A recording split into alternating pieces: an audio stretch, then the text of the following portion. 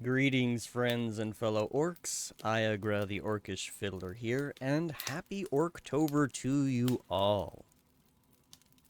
I mean, we're 7 days into Orktober, but I hope you are all having a good and happy month. I hope that you are all doing well. To help celebrate Orktober, because all the games that have orcs in them are going to take probably 3 to 6 months for me to finish if I start them, like with Bastard Bonds last year. We're gonna do something, excuse me, a little different. So, as some may be aware, I had a channel point redemption called Storytime. And when somebody would redeem it, we would read a segment from the Artifacts of Argent Isle, which is just a little bit of fiction that I wrote. I'll kind of get a little bit more into the expectations for this in a little bit. But it hadn't been getting redeemed, and there was sort of a sense of like, I think nobody was redeeming it because they didn't want to miss stuff. Time may have been spent somewhere else. So I figured, why don't we just go ahead and knock that out for this month? So we're going to read this because it's a story that's got an orc in it. And that way, if you're interested in the story, you can tune into the stream. Or if you miss a part, you can tune into the VODs on Twitch while they're up. They tend to stay up for a couple of weeks. Or you can check them out on YouTube. If you look for Orcish Fiddler, you'll find my channel there, or you can go to orcishfiddler.com, and I should have a link there, provided that my website hasn't broken. I'm going to do the best that I can to have vibes pretty chill here. I have disabled the stream alert sounds, so I should be able to see, like, if somebody follows or something like that, but we won't get any audio alerts for that.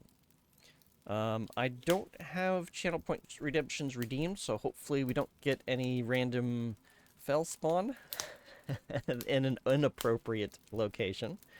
We'll see whether or not somebody wants to redeem it for appropriate locations, as we shall see at some point. But yeah, let's sit back, relax, and listen to a bit of story.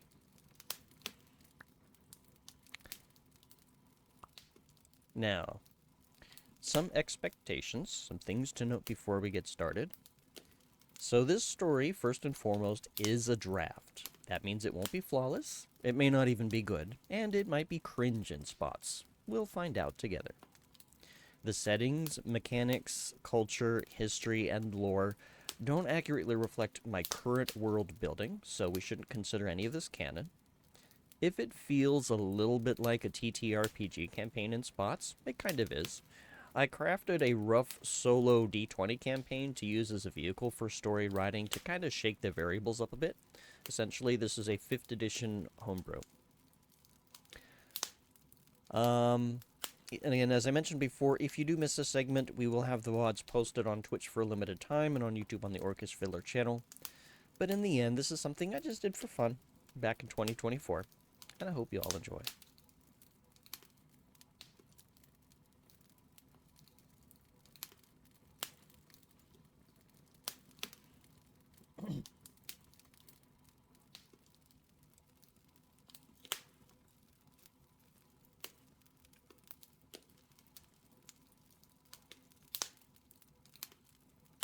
Fraser fussed with his clothing as he examined the silvered mirror before him for any unacceptable flaws.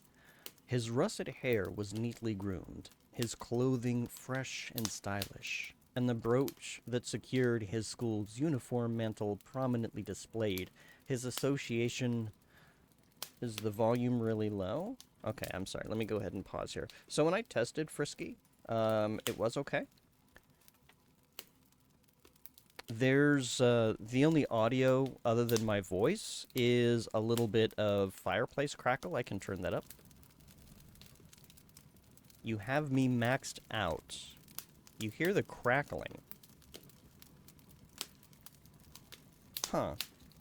Is anybody else having issues? You can hear me just okay. Okay, hang on a second. Let me... Technical issues right off the bat. That's always a good sign. Let me turn the fireplace off for a moment.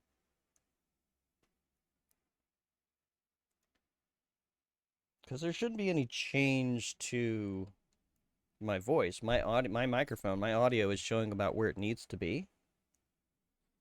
Let's see. I guess I could try adjusting the gain stage in case I touch that. Yeah, I agree, Frisky. I agree. When I did the test, it seemed like it was fine. That is better? Okay, so maybe my gain got bumped? Maybe my gain got bumped and that's the problem. Um, I should sound more clear now. Everything seem okay? I am? Good, okay. My gain must have gotten bumped somehow then. I do have it being monitored through my own ears, so I am able to hear myself. And I hear myself loud and clear, but I also have a new headset that's a lot higher quality, so I'm very loud inside of my own head right now. But thank you, Frisky, for letting me know. And yeah, we'll jump right back into it. Let me go ahead and turn the fireplace back on here. All right. So, let us read or listen or just relax as we go through the artifacts of Argent Isle. Again. For the third time. Fraser fussed with it. Let's try without messing up.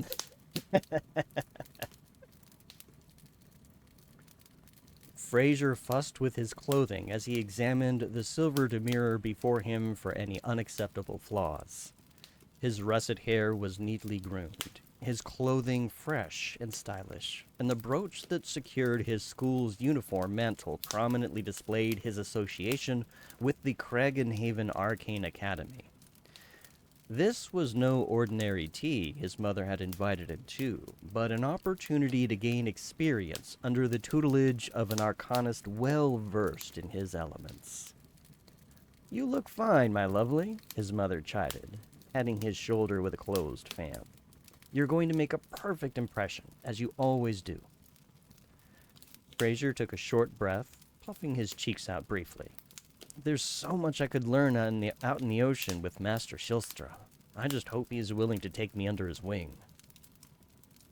"Just you leave the details to me, my dear." She joined him at his shoulder, checking her own finely wrought appearance and adjusting the set of her chestnut locks slightly. "We are, if nothing else, a family of keen negotiators." A polite knock at the door drew their attention, and one of his mother's servants bowed into the room. "Your guests have arrived, my lady." "Excellent. Let's not keep them waiting." She unfolded her fan with a sharp motion, and the two of them followed the servant down the hall and into the tea room where they commonly received guests. The room was bright with sunlight filtering through gauze curtains. Tasteful decor of creamy linens accented by dark polished walnut lent a fresh and airy feel. Two men stood by the windows outlooking the sea, one a Huaram, wearing as fine a layer of silks as Fraser and his mother, the other a muscular, roguish Uruk, whose broadcloth breeches and coat were impeccably tailored to enhance his figure. Both men were older, with the Huaram around his mother's age, and the Uruk somewhere equivalent for a people that lived more than twice as long. "Welcome to the Rofira home," his mother started, gracefully curtsying to her guests. "You have my deepest thanks for accepting my invitation." "It is an honor as always." The large Uruk returned the gesture with a deep bow of his own, surprisingly graceful for his size. "You're looking well, Isabella." His mother used her fan to cover her smile with practiced poise. "And you are looking fit and hearty, my friend. Captain Ragnast, Master Shilstra, may I make known my dear son, Fraser Rofira." She gestured to Fraser, who provided a graceful bow of his own. Fraser, allow me to introduce you to Captain Ragnest of the Storm Rider and his Master of Weather Arcana, Dean Shilstra. Ah, it has been too long since I saw you last, young lad, the captain said. A broad smile, excuse me, a broad smile disrupted only by his tusks lit his expression. One moment, please. There's a bug on my monitor.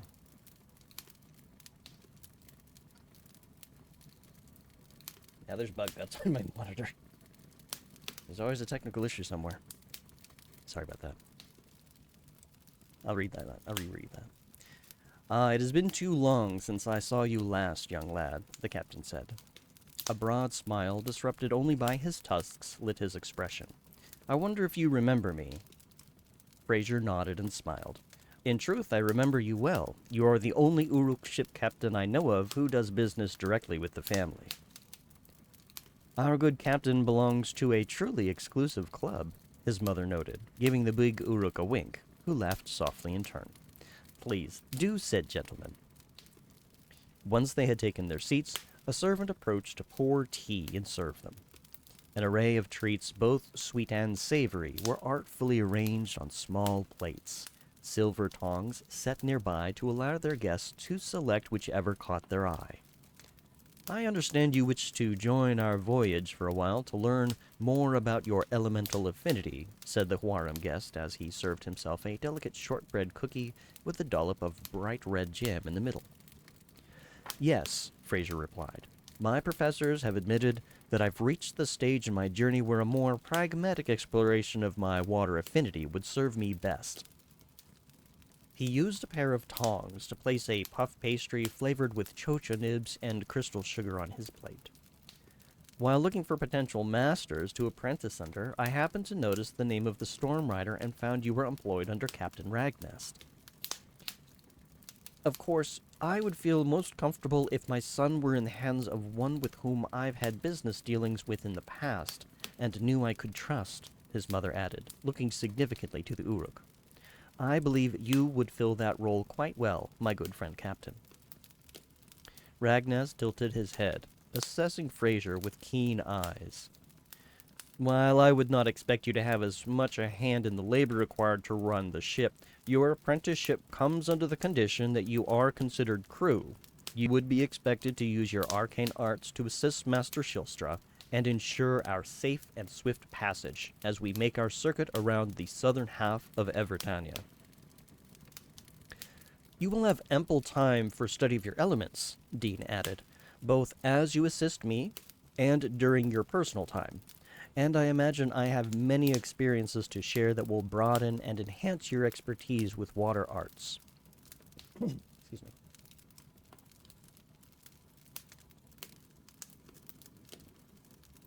To say that you will be outside of your comfort zone may be an understatement, however. Ragnest glanced briefly at Fraser's plate. There will be hard work, but it is rewarding work, if that is your goal. I've done some research on what to expect, Fraser replied. While I admit there is some trepidation about the idea of cramped quarters, travel precisions, and other logistics of extended time out at sea, I know that I will never grow if I do not seek these challenges and aim to conquer them.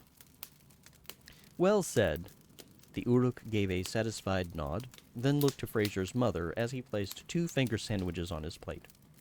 And what of your thoughts on the matter? He is, after all, your only inheritor of the estate and business, is he not? He is, said Isabella, placing 3 tiny delicate layer cakes, each decorated with an edible nacreous sugar pearl, on her plate. But I trust you would keep him safe, as though he were your own kin.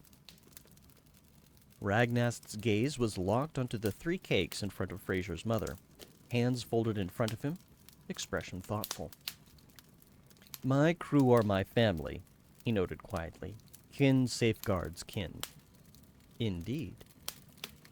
After a few more moments of quietly looking at the table, Ragnest nodded mutely, then looked to Fraser.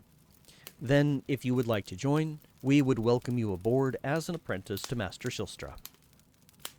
Fraser's expression lit with joy, and he had to carefully restrain himself from standing and whooping. It would be my honor, Captain Ragnast, Master Shilstra. A sense of pressure lifted from the table as headway was made. Then, next, we need only discuss the length of tenure. The Uruk looked to Isabella. Would a year be adequate? I believe that would be more than fair, the woman replied smoothly.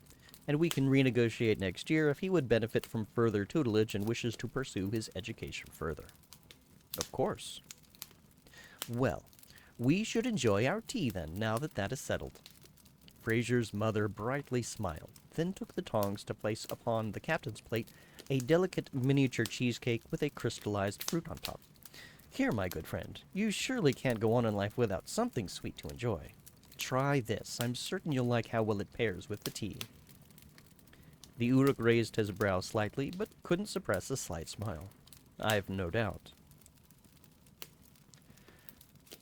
Conversation drifted onto more casual topics from there, with Master Shilstra probing Fraser on his studies and experiences to better acquaint himself with what he could do and what lessons they could plan. Captain Ragnast, meanwhile, caught up with Fraser's mother on more business-like affairs and endeavors, securing additional agreements not related to Fraser's tutelage. As they parted ways, they agreed that 4 days was adequate time for them to finish their business at port, and for Fraser to prepare and join them. Interestingly, the topic of compensation was never broached, but Fraser had a hunch that there was something more subtle going on that he had missed. He asked his mother about it later, when they were in his room together to consider his luggage, and she gave him a sly wink as she tapped the temple of her forehead with her fan. My dear, someday I will teach you all of my most subtle conversational graces, but for now let me ask you this. Did you notice anything in particular about the tea arrangement as we were talking? Fraser pondered a moment. I did notice he seemed very intent on your plate, or perhaps what was on it? He snapped his fingers. Ah, the cakes. Were you speaking through pastries? His mother's smile was warm and bright as she fanned herself. That's my boy. Yes, while Uruk are often direct with their negotiations in informal settings, some topics are considered distasteful in formal settings. As this was a formal invitation, discussing how much I was willing to pay for your tuition and protection would not have been appropriate. Fraser nodded. So he put 2 sandwiches on his plate, and you put 3 cakes on yours. What does that mean? Isabella continued to fan herself. I made an offer he couldn't refuse. I see. He decided probing further into the details would not lead to a more specific answer. Then, remembering something, he asked, what about the cake you put on his plate? I'm sure that had a message as well. His mother playfully swatted Fraser with her fan. My dear boy, I know you have an eye for attractive men as much as I do. I think you can guess what that message was. Fraser felt heat rise to his face as his mother melodically laughed. I believe I shall continue to sort my luggage and not inquire further. That would be a most productive use of your time, she agreed. I should assess my own wardrobe, now that we are on the topic. She excused herself out the door with a sweep of silks. Fraser wondered if his mother had something special she planned to wear for her evening guest before he set that thought firmly aside and turned to consider his own wardrobe for the journey ahead.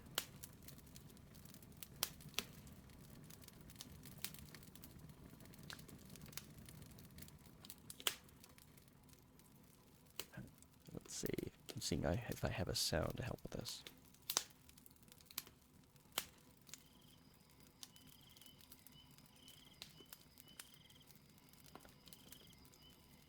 That evening, as Fraser finished packing his clothes and was reviewing which of his many books to take with him on the journey, he was surprised by a firm knock at his door.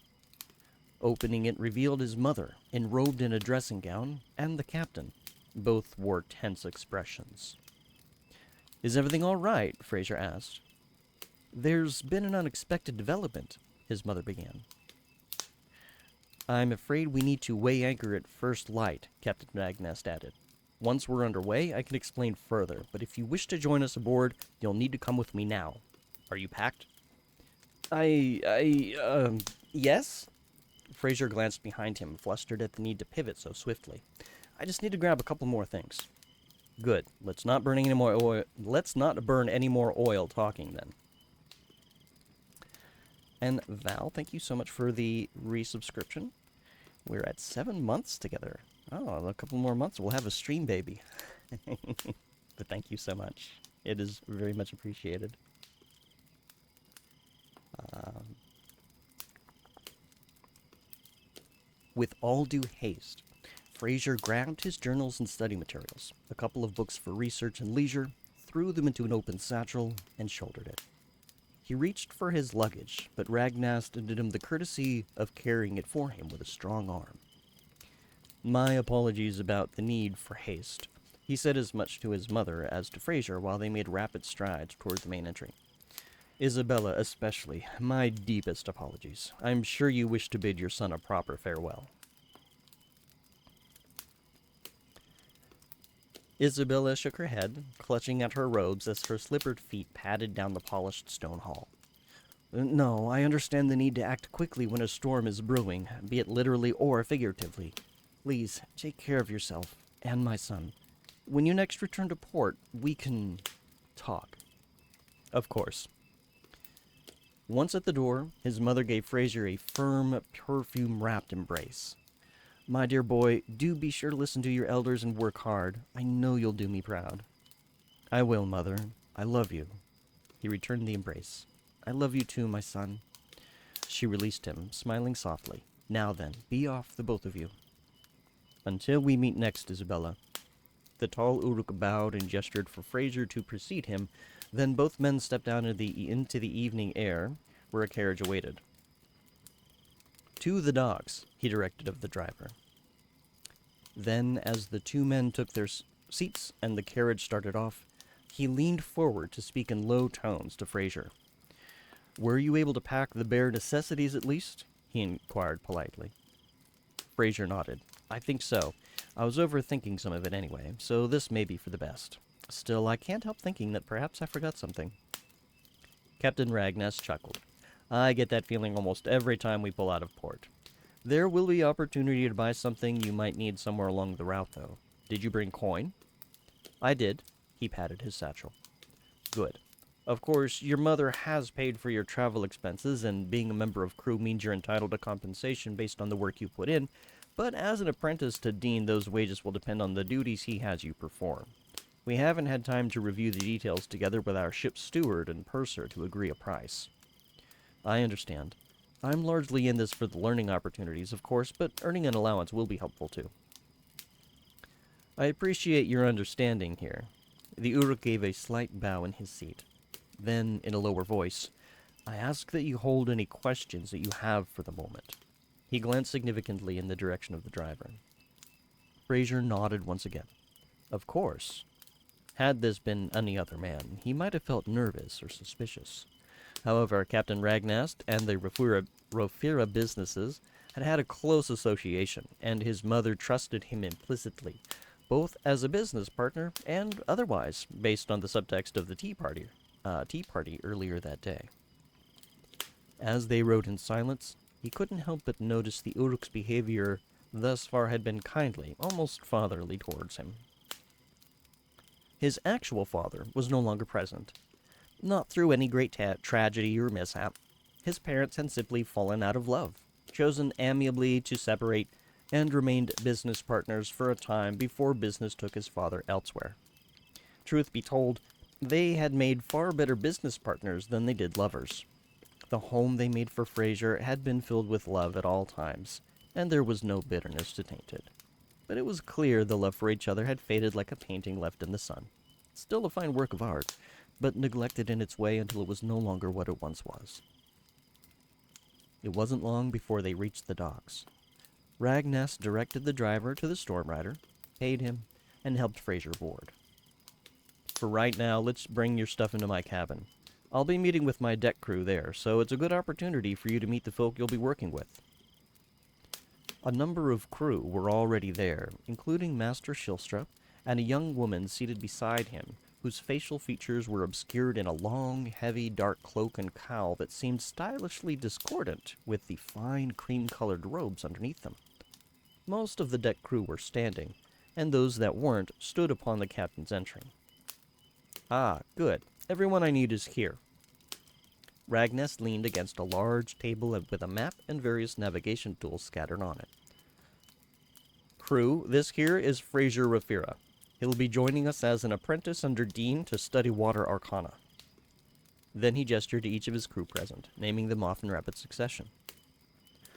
Lungruk was an older Uruk man, weather-worn, gray hair balding, and ready for retirement, as he served as the captain's chief mate. Ulwayan, an Ashland woman, with a no-nonsense demeanor and platinum blonde hair tied behind her, served as his second mate.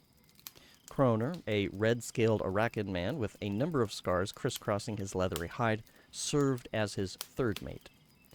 Ozar, another roguish Uruk that stood shorter and stockier than the captain, served as the ship's deck boss, or bosun. Finally, this is Braxton Grolj, he said, gesturing to the tallest and most muscular Uruk man Fraser had ever seen. With a rugged face, shaved head, and long but well-kept beard, he was an intimidating sight. He's one of my tenured able seamen, and training to take third mate when Longruk retires and everyone else moves up the ladder. Call me Brax, the Uruk said in a deep, quiet rumble. A sharp and penetrating silver gaze caught Fraser's eyes as the mage offered him a polite nod in acknowledgement. And of course, you've already met Master Silstra, Ragnest finished. I'll introduce our other new arrival more formally once we've set sail. To that end, who are we missing? All crew accounted for, with the exception of one Edgard Lothair, said Brax. Huarim, male, mid-20s, short hair that's colored and styled like a haystack? Uwayan cast a keen gaze toward the large Uruk. That's the one. Word is he left with a lady escort, rummied up to his knees. Brax wobbled about, demonstrating the drunken state he described. I lost his trail after he left the Eagle and Boar. Kroner flicked his reptilian tail in distaste. Some of our lads can't wait to blow off some steam, eh? Ragnest shook his head. It's only natural. At least you were able to round everyone else up that was out and about. Good job, Brax. The Uruk closed his fist over his heart and bowed his head slightly. An Uruk salute of sorts. Thank you, sir. What done about the boy? Ozar's accent was thick and unfamiliar to Fraser. The captain struck a thoughtful pose for a moment. Ozar, go wake Erval and get Edgar's rucksack and paychit ready, in case he's not aboard before first light. We'll have to leave it and him behind and pick him back up when we're back at this port. The port master will let him know what's going on. Ozar gave a quick, less formal salute. Sir? With a nod from the captain, the deck boss went to execute the order. Kroner furrowed his brow, quietly counting on his knuckles. 10 deck crew, plus 28 if Edgard doesn't make it back, our new mage friend, and our mystery guest. He winced. Bad omen, boss. Omen? Fraser spoke up for the first time, curious. The number 40 is bad luck to anyone from Corsica, the draconic fellow explained. Farzig, 40, in Vrotani, which is pronounced the same Farzig, death, in Coritanco. You'll keep our Corsican seamen calm when it comes to superstition, I trust? Asked Owain. As far as most of the crew will be concerned, we will have at most 39 people aboard, Ragnest interrupted. He gestured to the cowled figure. It is not yet the time to explain, but I would prefer if our guest remained anonymous and in seclusion from the crew. She'll be staying in my quarters with me and Fraser. Dean waved a hand, now wearing more sturdy clothing appropriate for work instead of his dress robes. And you needn't worry, my dear. We'll set up a partition so you can have some privacy. We're both gentlemen here, are we not? Fraser nodded as the mage turned his gaze to him for confirmation. Of course. My hope is that we can all have a safe and comfortable voyage together. The hood barely hid a relieved smile as she bowed her head, but she did not verbally respond. Let's get as ready as we can before first light, Ragnest decided. Kroner, Brax, you gents are night watch anyway, you know what to do. The rest of you, get some rest, stay on board, and talk to no one. I'll fill you in on the mystery once we're in open water and assembled for the morning brief. Dismissed. Oh, and Fraser, he added. Welcome to the Storm Rider.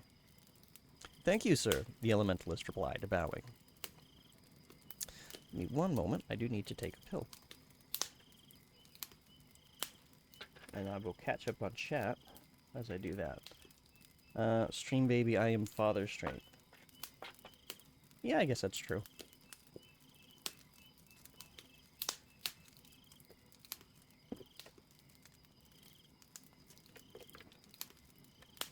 Good opportunity to hydrate.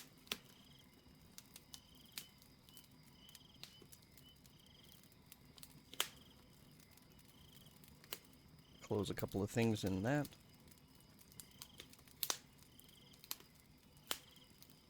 Okay, and let's adjust some of the sounds here.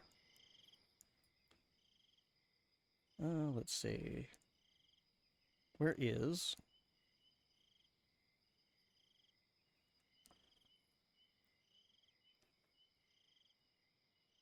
Trying to find my, stuff for the sea. There it is, ocean.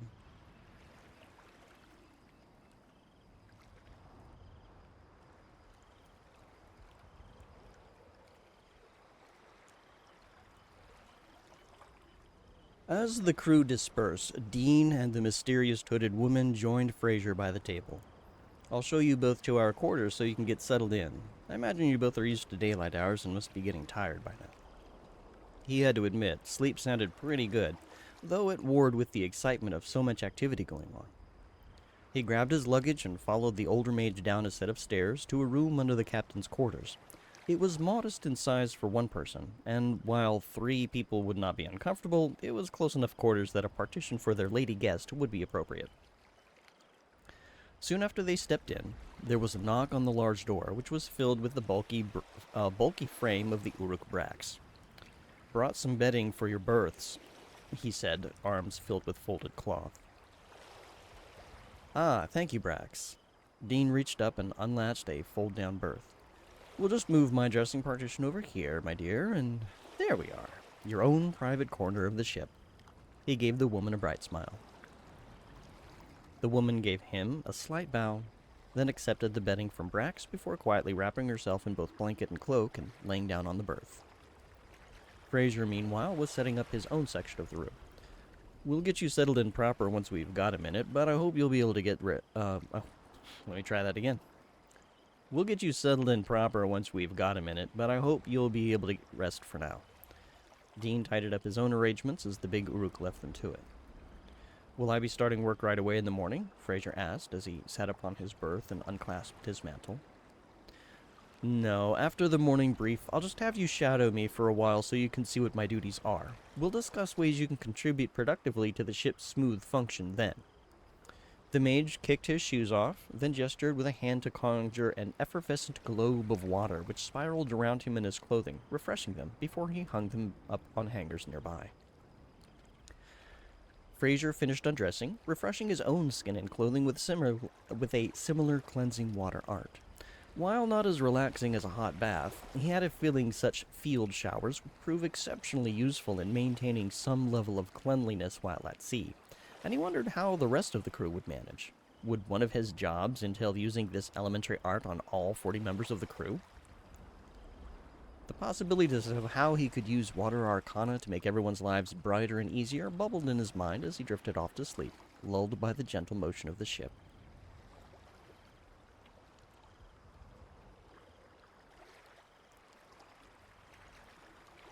Fraser was awoken early enough that his sleep-addled brain forgot where he was for a moment. Once the 3 of them were dressed, he was led outside while their mysterious guest returned to the captain's quarters. The ship was dimly lit by skies faint with the promise of dawn. Orders were being given and seamen were scurrying around readying sails, climbing shrouds, moving ropes, hauling last-minute cargo, and preparing to make way. He was led onto the open helm, where Captain Ragnast stood by the wheel. A soft breeze tugged at the captain's clothing and short hair. "Morning, gents," the captain greeted. "Did you rest well?" Fraser nodded, rubbing his eyes. "I could do with a couple more hours, but I'm awake enough." "We're about ready to set sail." He paused. "We won't be back for a while. I realize this is odd to say, but now that you've had a chance to sleep on it, if you've changed your mind, well, it's your last chance to back out." Fraser shook his head. No, Captain. I appreciate your question, but I'm here to expand upon my study of water. Dean patted the young mage on the shoulder. Good man. I feel you'll be of great help with some of the logistics of running a ship. Fresh water's pretty important after all. Braxton and Ozar stepped up to the helm, the latter examining a rope burn across his hand. We're all set, Brax rumbled. Still no sign of Edgard. Looks like we're leaving him then, what? Added Ozar. Captain Ragnast huffed softly. I feel sorry for the boy, but he shouldn't be too hard up with the contacts we left him for work in the interim. He should be able to take care of himself until we get back. I know you gents did the best you could. Considering how scattered we were and how little time we had to work with, I'm surprised we rounded up as many as we did. Brax folded his massive arms, a scowl across his tusks. Yes, and I promise, an explanation is forthwith. It is coming forthwith. Ragnast patted the big Uruk's arm. For now, let's signal and get underway. You heard him, my man. Ozar drew a horned instrument from his side and raised it to his lips, playing a resonant tone in a rising and falling pattern of notes that drew the attention of all aboard. After a moment's hesitation to interpret the command, the gangplank was drawn and everyone coordinated to unfurl the sails and lift the anchor. Dean nudged Fraser. You have any affinity with wind arcana? Fraser waggled a hand in answer. I can use it to bolster my water arcana to make ice and frost, but only in synergy. I have far to go before I have any strong talent with that element. Better than most. Well, pay close attention to my cynosure, then. He took up a position a few paces behind the captain and gestured with a flourish, an illusory arcane circle appearing at his feet as he gathered the mana needed to achieve Gestalt. Wind circled around the mage and teased at his clothing and hair. Once prepared, his voice resonated with arcane power. Eastern Zephyr, fill our sails with your breath that our journey may be swift. A bright emerald flash erupted from his hands as Gestalt was reached, and he directed the arcane power with a word. Teo Nalas. Following the direction of the weather mage's hands, a steady wind gently blew toward the east. The sails quickly caught the wind and drew the ship away from the dock. Before long, Fraser's hometown was shrinking in the distance. Is it your first time being away from home? It was the big Uruk, Braxton. No, I have traveled away from home before, he explained. But it was always with my mother or father on a business trip, or travel for pleasure. Even during my time at the academy, Cragenhaven, I was accompanied to and from home by carriage with my family. This is the first time traveling out of the country on my own, however. You had that wistful, melancholy look I see a lot of our seamen get the first time aboard as they look back at their home, the Uruk replied. It's not quite homesickness, but it leaves you pensive all the same. He gave Fraser a pat on the shoulder, surprisingly careful and light with his touch for such a big man. Don't worry, you'll be home soon enough with plenty of stories to tell your kin of new and exciting experiences. Fraser looked up at the big man towering over him. His silver eyes, though striking, were soft and empathetic. Thank you, Brax. I look forward to that day. Over the next hour, Fraser watched as Master Shilstra weaved the winds with an expert touch to efficiently push the Storm Rider out to sea. Finally, he let the natural winds take over as the skies began to lighten into dawn. That should get us ahead of any trouble, the older maid said, satisfied. Now then, are we ready for briefing? Captain Ragnus nodded, locking the rudder as their course was straightforward from here for a while. He withdrew a silver whistle from his pocket and blew a short, piercing pattern before leading Fraser, Dean, Brax, and Ozar into his quarters. It wasn't long before the rest of the deck crew, including additional faces he had yet to meet, assembled. Before I begin with the big mystery, allow me to introduce, or reintroduce you, to our apprentice water mage, Fraser Rofira. Captain Ragnas gestured to the new faces to introduce them. The ship's engineer, an athletic Uruk man by the name of Rosh, the ship's steward and purser, a young Ashland man by the name of Urval, the ship's medic, a Centuli man with teal hair whose snake-like lower body was covered in an iridescent pattern of blue and silver scales, and the ship's cook, a clean-shaven young Uruk man with a pattern of face scars by the name of Razgor. Now that we're all here and have met Fraser, allow me to fully explain his status. He is, as I mentioned, an apprentice water mage and will report directly to Master Shilstra. The captain gestured at the older mage briefly, to which the others nodded. However, in the pursuit of his elemental studies, I'd like everyone to think of ways that we can help him to grow as a water mage with practical experience. If you have questions on ways you might benefit from his expertise that Dean has not had the time to assist with, speak with Dean first, and Dean will assign Fraser to the task if appropriate. Fraser had to admit he was glad to have Master Shilstra between him and what could have been a mountain of requests that he wasn't even sure he could help with.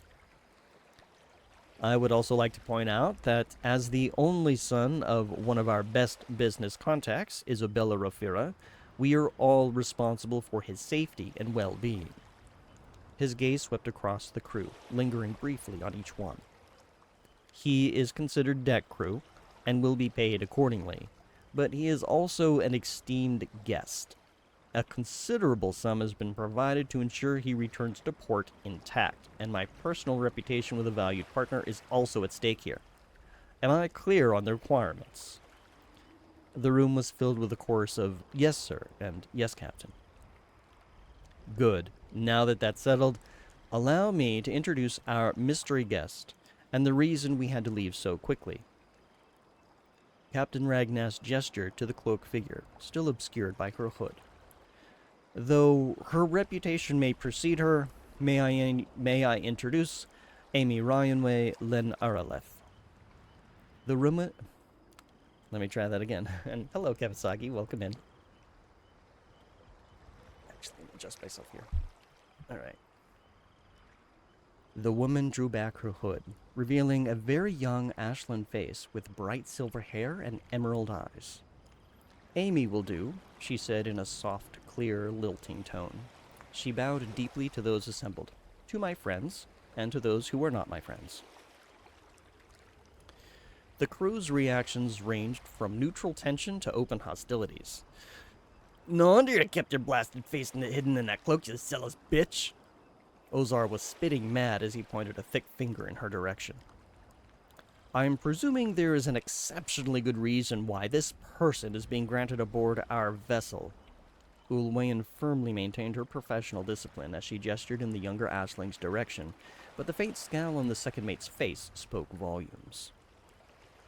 Captain Ragnast raised his hands in a calming gesture. "I realize she is not the most popular person among us due to our history with her endeavors, but she has paid passage, and for good reason. Amy, if you could explain." "Of course." She bowed again. "Those of you that have studied the history of Karthik may be familiar how that Uruk country suffered a great civil war that split the country in half. Harborough and Baradzul claimed the southern half, where Karthik maintains control of the northern half.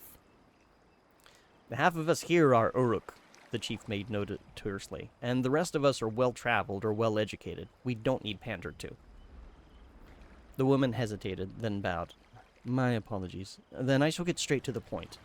I have collected evidence that an assassin, posing as a translator from Rin, is going to end the life of the Ashling Eidolon, Elenwen, during the upcoming summit to discuss the tensions that have risen lately between the three countries. They will be doing so in a way that points the finger at a visiting dignitary from Karthik under orders from their central government." A stunned silence rung in Fraser's ears. An Eidolon was a religious figure of enormous status, said to be anointed by the gods themselves. They were a symbol of peace and balance amongst the people, and born into the world only once every few hundred years. "Rin would declare war on Karthik for the loss of their Eidolon," Ulwayan murmured solemnly. "No doubt they demand aid from Harborough and Baradzul, too," Lungruk added, tugging at his graying beard. "Karthik would be pinned on three sides. I expect Jadora would be easily convinced to join the fray as well," the steward Erval added in a light, breathy voice. His fingers twirled the end of his hair, which was tied in a long auburn queue. "Why go to such trouble?" Ozar asked. Though not as belligerent as before, his arms were crossed and his eyes wary. You got some powerful evidence to back this up? Amy Ryan Way nodded, opening her cloak to reveal a leather satchel strapped to her back. She must have slept with that thing last night, Fraser thought to himself. It would make sense if the evidence was so critical. Hello, SG. I hope you're doing well. The captain and I have reviewed the evidence personally, Master Shilstra stated, his voice clear and firm. It appears to be genuine fact. Thus, the crew of the Storm Rider now has a mission, Captain Ragnast added, to deliver Amy Ryan Way Len Ereleth safely to the summit in southwestern Karthik with all due haste and prevent the assassination of Eidolon Elenwen. This mission takes precedence over everything else. What route is the Eidolon taking to get to the summit? Leviron asked, brow furrowed. Is there a risk she could be assassinated before arriving? Amy shook her head. No, they're being very careful in how this is laid out to ensure Karthik shoulders the blame. She reached for her satchel, then hesitated. Forgive me, but this is sensitive information. None of this can be shared with the seamen. Ragnast raised a hand. For now, let's just go over the broadest strokes. Of course. Amy nodded. The Eidolon will be visiting a number of cities in Jador, then Corsica, before making her way south along the eastern edge of Karthik to the summit destination. She is expected to arrive within the next few weeks. That doesn't leave us much time, Kroner noted, scratching at the base of one of his horns. I will be working as hard as I can to ensure we have favorable winds for as much of the route as I can manage, Master Dean assured him.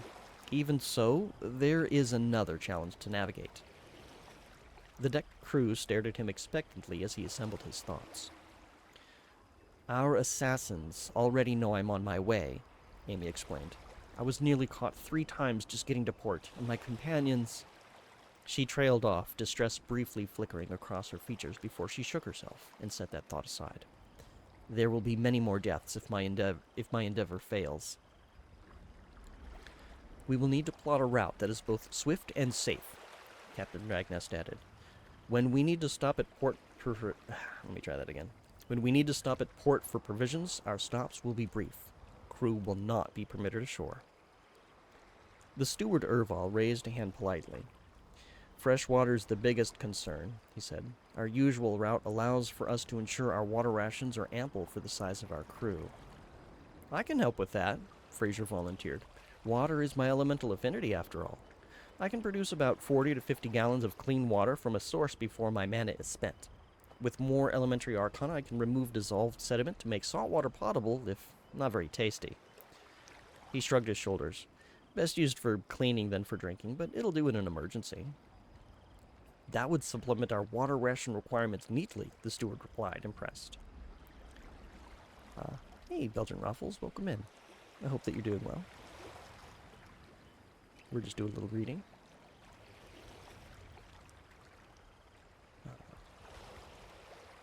Let's consider that we may need Fraser's power for other needs, warned Dane. But if we can drag a net for fish, that will help keep us fed while remaining on the move, and Fraser's contribution of clean water means we might not need to make as many stops. Even half that amount would extend our water rations a great deal. Erval pursed his lips. Something to consider. For the moment, Captain Ragnast said, interrupting the negotiation of Fraser's powers, let's let Dean consider how to best apply Fraser's expertise. The rest of us need to work together to get Amy to the summit so we can stop this war before it even starts. To that, the deck crew was in agreement. Longruk, Ulwain, Kroner, Dean, and Amy remain with me to plan our route. The captain swept his hand across the map. Everyone else, you're dismissed to your regular duties. Do not discuss the details from today's briefing with the seamen. If we do need to make landfall, I want to try to keep Amy's trail covered. With one last acknowledgement, the deck crew began to disperse. Fraser approached Master Shilstra. What duties would you like me to start with? Why don't you ask one of the crew to show you the way to the galley? The older fellow stretched his arms behind him, realigning his spine with a crack. I imagine you'd like to break your fast, wouldn't you? He had to admit, he was feeling hungry. Fraser left the captain's quarters and hastened to grab the attention of one of the only people he'd exchanged more than one word with, and was the easiest man to pick out in a crowd. Pardon me, Brax? The big Uruk paused, turning. Oh, Fraser, what can I do for you? I was hoping you might show me to the galley, he explained. I haven't had breakfast yet, and I don't know where anything is on the ship. Brax chuckled, gesturing for him to follow. I was just headed there myself to grab a meal before getting some sleep. Sleep? It seemed pretty early for that. I'm usually on the night watch with Kroner, and I've been up all night rounding up crew. He gave a mighty yawn to emphasize the point. I'm beat, but I'm also starving. Fraser followed the Uruk's big steps until they reached the galley. Razgor, the Uruk cook, was there along with a couple of assistants. Hey, that's some excitement and drama for us, what? He greeted them, grinning broadly. Yeah, but, orders and all. Brax gave him a pointed look. Right. He made a fumbling gesture at his lips between his tusks, as if to button them shut. Anyway, you gents looking for some grub? You know it. If you please, Fraser added, giving a polite bow. Razgar assessed the mage with an amused eye. We'll get you gents squared away, never you fear. They assembled trays of salt rice, fresh grilled ship. Sorry, let me try that again. Fresh grilled chips, yes. They assembled trays of salt rice, fresh grilled fish, ship's biscuits, rock tubers, pickled vegetables, savory soup, and rolls of scrambled eggs, with Brexton's portions being far larger than Fraser's. They each also got half a lemon and a pitcher of water to share. Made those special just for you lot, he said, pointing to the eggs, and only since we're fresh out of port. Enjoy 'em while you can. My deepest thanks, Fraser offered with a slight bow. Thanks indeed, Brax added. The two men took their food to a table that was a bit too small for Brax and a bit too large for Fraser. Brax took a pair of bamboo food sticks, deftly placed them between his thick fingers, and picked up a vegetable with practiced hand before eating it. Fraser took a moment to adjust how he held his sticks before performing similarly. It's been a while since I had to use these, he admitted. Judging by the fine clothes, I wager you're used to fancy silver, Brax asked. Fraser nodded. Separate forks for each course, hot towels for wiping one's hands, and so on. Brax snorted softly. I doubt I could ever wrap my head around the etiquette. Basic table etiquette isn't difficult to memorize. Fraser paused as he sampled the fish and found it fresh and good. If you ever have reason to want to learn, let me know. I doubt that'll happen. But thanks. The two lapsed into silence as they ate. Crew members shuffled in and out in a meal rotation, so the galley wasn't overcrowded. Hey, Brax, may I ask something? The Uruk finished knocking back the rest of his soup and set down the empty bowl. What's up? The woman that's joined our voyage. Fraser had the discretion not to state her name, given the need for secrecy in the reactions of the deck crew when she was revealed. Some amongst those assembled appeared most upset with her. May I know why? Brax frowned in thought. I suppose there's no harm in telling you the story, but let's talk in private. He collected their empty dishes and gave them over to one of the galley assistants, then led Fraser back in the direction of the deck crew quarters. I can talk. Down a floor from where Fraser shared a room with Dean, Brax opened a door and gestured for him to go ahead. This is the room I share with Ozar and Rosh, he explained. The room was empty at the moment. He led the way to the back of the room, where a large berth was folded down. A wide, low chest was tucked away underneath it, and a mesh bag hung nearby with some dirty clothes inside. Thought I was going to have more time to do my laundry, the Uruk muttered as he stripped off his shirt and stuffed it in the bag. If I may? Fraser gestured to the bag, then with Braxton's permission, used his cleansing water cantrip on its contents, as well as on the Uruk himself. A fresh start for the journey ahead. Brax's brow raised, pleased. Hey, that's a handy trick. I appreciate it. Uruk have a sensitive sense of smell, so I wasn't looking forward to wearing stale clothes for this voyage. I'm glad that I was able to assist, said Fraser brightly. So, that story. Brax laid back on his berth, folding his arms behind his head and stretching bare feet out as he got comfortable. After a moment, he patted a hand on the bedding to indicate Fraser was welcome to sit next to him. Amy Ryanway has an extreme sense of justice, so be careful around her. Fraser nodded, so the Uruk continued.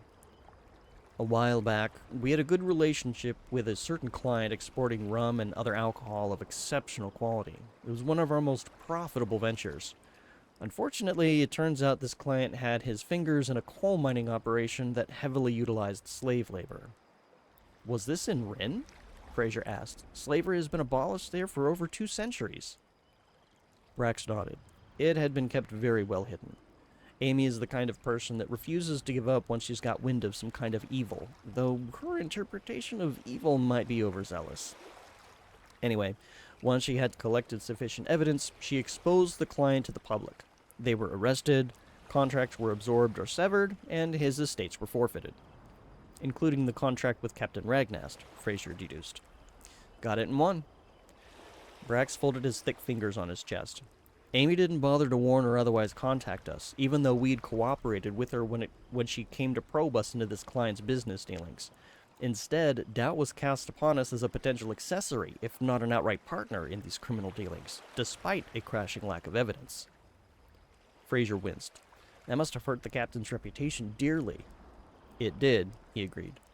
In addition, we couldn't fulfill any of our other obligations while a very deep investigation was performed. Eventually, the Stormrider name was cleared, and we were deemed innocent of any illegal smuggling. We were just a courier and merchant for his alcohol business. But Amy didn't care about that. She only cared about catching the head of this slavery operation, no matter the collateral damage.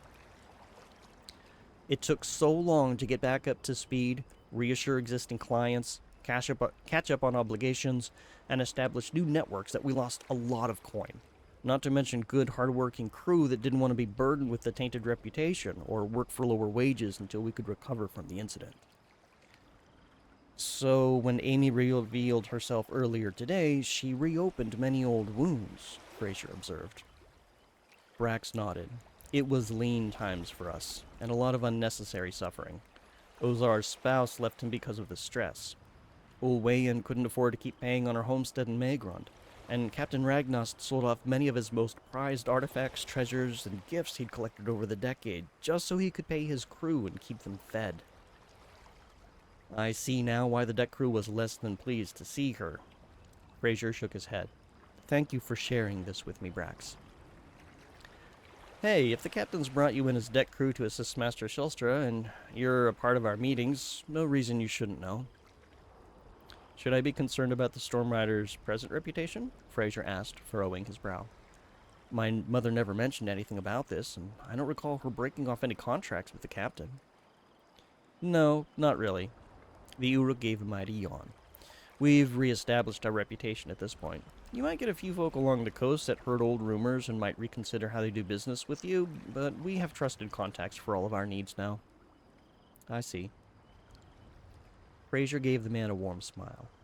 Well, it looks like fatigue is overtaking you. I should let you get some sleep. Yeah. Hey, just so you know, maybe around half of our current roster of seamen were part of the crew back when this all went down. So the captain's request to keep Amy secreted away is valid if we're not to risk some serious shit happening. Brax's expression turned grim. Reminder of that, if you need to. I will. With that, Fraser stood and gave a polite bow. I'll leave you to rest then. May you have pleasant dreams. Thanks, Fraser. And thanks again for the laundry. Don't let anyone bully you into using your magic carelessly. That was a real favor you did. Fraser considered something he heard of... Excuse me. Okay, hold on. Apparently I'm talking too much.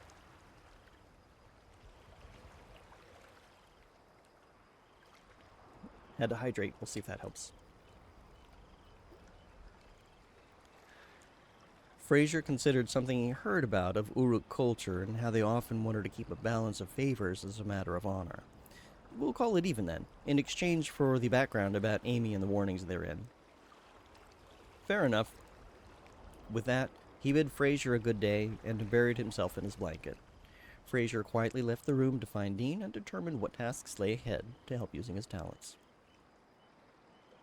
It's like I almost made it to the end of that chapter. I don't know if I need to put chapter markers in there. Like, we're getting to chapter 3.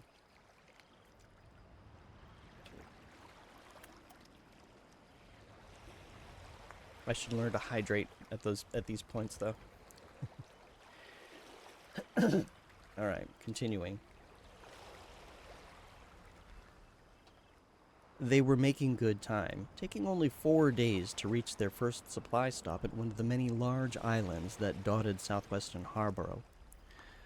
Fraser's primary role involved drawing out fresh water from the ocean that surrounded them and storing it in barrels, as well as ensuring the water they already had was rotated and free of contamination. Filtering out sediment in large particles to create clean water was a simple matter, but he wasn't certain how to go about ensuring it was purified. Excuse me.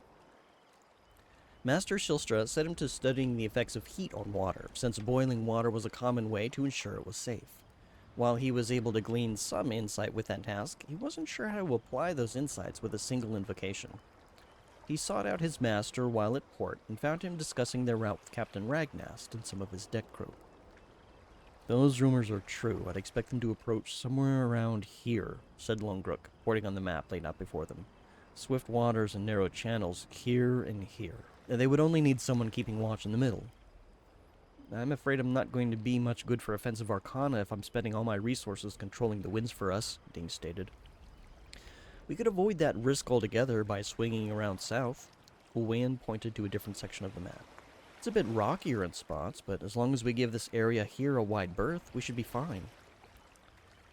Captain Ragnast took out an instrument to measure and nodded. There hasn't been outlaw activity around those waters in a while, and I don't think we'll lose too much time for the extra safety the route grants. Make it so. Dean nodded and glanced up. Oh, Fraser, good timing. Since we have another day before we're back at sea, I wanted to go over some new material for you to learn. Let's head down to the docks. The two men left the ship and settled down at a quiet area away from the fishermen and other folk wandering to and fro. Dean found what he was looking for, an empty barrel, and patted it. Here, this should do. All right, first, I'd like you to go ahead and conjure up some clean water for us to work with. Fill this barrel up. Having done so many times on the voyage thus far, this spell was a simple matter to reproduce. He focused his will on the ocean water and drew forth a font of energy, a cynosure appearing at his feet. From the ocean I call you forth. As his hands glowed with power, he gave a rising gesture with his hands, and mage light flashed brightly as he reached Gestalt. Aquasa! A small geyser of water erupted forth from the ocean, glowing with a sapphire brilliance. With a practiced wave of his hands and body, Fraser directed the flow into the barrel, where it filled it. Good. Now, focus your affinity in the water and pay very close attention to what I'm about to do. Sapphire mage light glittered in his hand, and he pointed a single index finger into the water, which began to bubble gently. Fraser frowned. To an onlooker, this would appear to be a fairly common cantrip, manipulating the water to blow air into it. But to Fraser's focus, there was something far more complex going on. You're disrupting the water on an intrinsic level. He closed his eyes and placed his hands in the water, attempting to identify it. I see it now. You're transmuting the water into gaseous components. Very good. I knew you'd be able to figure that part out quick. The older mage grinned. Now, do you know how I did it? Fraser scrutinized his focus as his master continued to make the water bubble at his fingertip. And finally, he shook his head. I can't intuit just how from excuse me. I can't intuit how just from the arcana alone. I can tell that the bubbles are good, clean air to breathe, however. Let me expand the effect a little. With that, a small cynosure appeared in the water at his hand, and a larger globe of air formed within the barrel. Does that help? He studied the cynosure closely, nodding. I see. That cynosure is more complex than I've personally evoked, but I see how the breakdown works, yes. Breaking the water down into breathable components is one step, but keeping it all in one place so you can actually breathe underwater is something else entirely. He removed his hand from the barrel. You try. Fraser attempted to duplicate the effect as best as he could from the memory of what his water talents could perceive, guided by the cynosure he saw, but his technique was flawed. he was only able to create some angry frothing in the water. Dean chuckled and patted Fraser on the shoulder. Hey, that was really good for a first attempt. Keep practicing when you get the time. You'll pick it up, I'm certain. I shall do so, thank you. Fraser stared down at the water as he tried again, his gaze intense. While he was no closer to succeeding, studying his failures, adjusting his techniques, it all gave him valuable insights. After a short time, however, he found himself depleted of mana and had to stop. I think that's enough for one day, Dean announced. He gathered energy into his hand, evoking the same arcana Fraser had used, only this time to disperse the water from the barrel. Take some time to reflect on what you've learned so far. I will, thank you. The two of them started on their way back to the ship. Master Shilstra, if I may ask, when did you first awaken to your affinity? I was probably a little older than you are now, the older mage admitted. He sidestepped a small pile of discarded fish guts that was buzzing with flies. A bit of a late bloomer, still better late than never, right? He laughed softly. Fraser smiled in turn. A savory scent wafted in the air as they paced the dock, and the two of them paused to buy some squid dumplings at a stall. Piled with green nanegi, a creamy soft-boiled egg, and savory sauces drizzled on top, it was a delicious snack to enjoy. You know, I used to be pretty good at spinning these back in my day, Dean said, gesturing to the griddle being used to make the ball-shaped dumplings. I'd rather leave all the cooking to the Uruk, though. They've got better senses for it. I had heard about that, said Fraser, but I have not had the occasion to meet many Uruk in Rin. No? Well, you've no doubt already experienced Razgor's hand at taking the limited supplies we have and weaving them into something pretty tasty. He waved the stick that he was using to eat his dumplings as if it were a magic wand. He's just as much a magician in his element as we are in ours. Is there a specialty of his I should be on the lookout for? Fraser asked. When we're up toward Jador, we usually pick up some rapa bean paste and honey in Port Montareg, Dean replied. Using an elemental cantrip, he incinerated the paper wrapping that his dumplings came in with a flash. He makes these delicious Rydros rapa cakes. You know, it doesn't seem to matter how much we get. His supply is gone within a day or two of him making them. Too bad we won't be circling back up that way for another couple of months. I see. It will be something for me to look forward to then. Speaking of provisions, as the two approached the ship, they found Razgar and Urval arguing with a few of the seamen over a broken box oozing liquid. What's going on here, gentlemen? One of these flop-headed oafs dropped my purchase of Firebird eggs, but no one wants to own up to it. Razgar folded his arms, glaring at the offending party. We could just subtract the damaged goods equally from their wages, Urval offered. The three men looked at each other uneasily. Two of them, a lean Regari fellow with tiger-striped fur and a Huaram with rope-burned scars across his arms, stared for a long moment at their mate, a canid with silver fur and a fluffy tail like a wolf's that was clamped close against his leg. Finally, the Regari spoke up. That's fine. Yeah, the Huaram confirmed, turning to Razgar. We'll split the burden between us. We'll split the burden up between us. Sorry, mate. The canid could only grunt, lowering his muzzle and looking guilty. Well, let's just hope they still have some more left for our larder. Razgar gestured to the canid. Sathas, get this mess cleaned up. Jarsha, Nolian, you're with me to lug more egg crates. Carefully. Now, hustle. The three hastened down the dock while the canid worked on finding something to put the mess of broken eggs in. Urval turned to the two mages and nodded a polite greeting. Gentlemen, how fare you this bright morning? Better than the eggs, Dean replied with a smirk. Trouble on the docks? A slight mishap, the steward replied, gesturing to the egg crate. It seems to have resolved itself. He stared after the canid as the man scrambled amongst some supplies to find a canvas sack. Sathas has been on hard times, and every coin counts for him, he said quietly. I'll keep the damage to a minimum. He's got good mates looking out for him. Dean nodded, leaving them to it, and led Fraser back up the gangplank to the ship. We'll want to stay out from underfoot, he murmured. As mages, we're not too handy with the loading and unloading of cargo, so no sense in making their job any harder. Of course.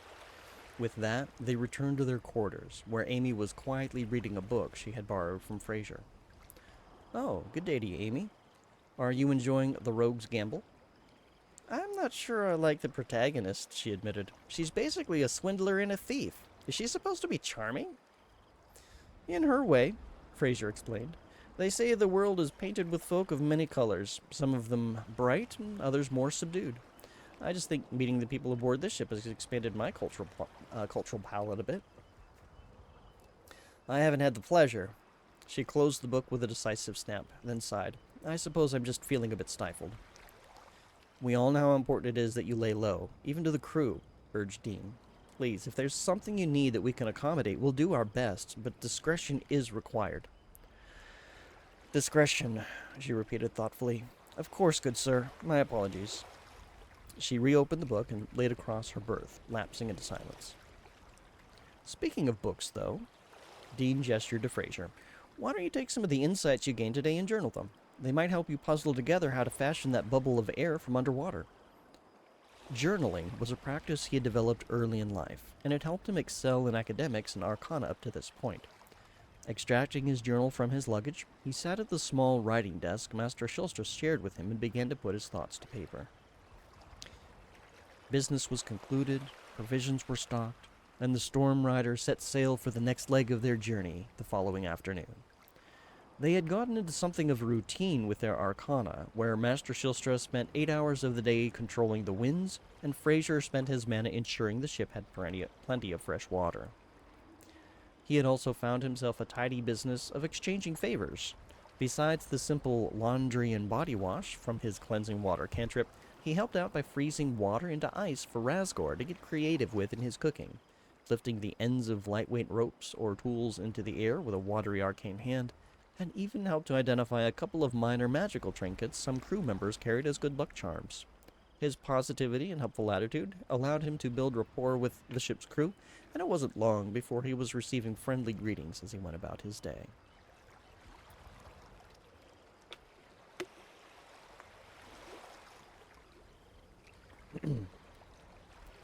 I just realized one of the sound effects I have running are nighttime sound effects, and it's like, oh, that's not night. Let's turn that off.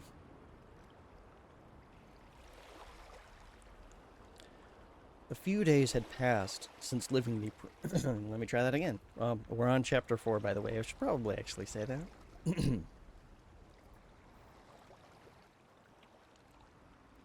A few days had passed since leaving their previous stop. It had been another productive day, and Fraser was looking forward to a good night's sleep. Just as he was starting to drift off, an unusual pressure in his head dragged him awake. His ears crackled as he yawned to clear the pressure. Slowly, the pressure seemed to build back up. Odd. Dressing quickly, Fraser cast a candle-glow cantrip on the crystal blue pendant his mother had given him years ago when his elemental affinity was first discovered. It helped shine the way as he climbed up to the deck. Oh, hey, Fraser. You're up kinda late, aren't you? It was the giant of an Uruk, Brax. He was adjusting the ropes on some of the sails, bare feet padding back and forth as he worked, loose breeches and shirt catching the stiff breeze. I was trying to sleep, but... He looked around. Is Master Shilstra up here? He wasn't in our room. I saw him head towards the helm. The big man paused. Is everything okay? I'm not certain. Do you feel anything strange? He stopped his work. Feel, no, but there's a smell in the air, like what comes before a big storm. The skies are clear, though. Look. He pointed upward. Maybe it's my imagination.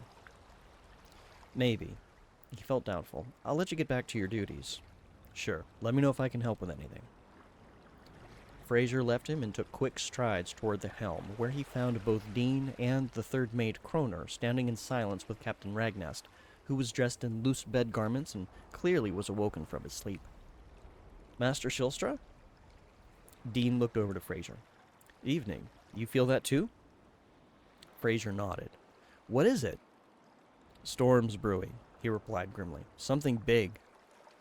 Skies are clear, the Arakan grumbled, gesturing up to the sky. I can't sense whatever it is you're feeling here.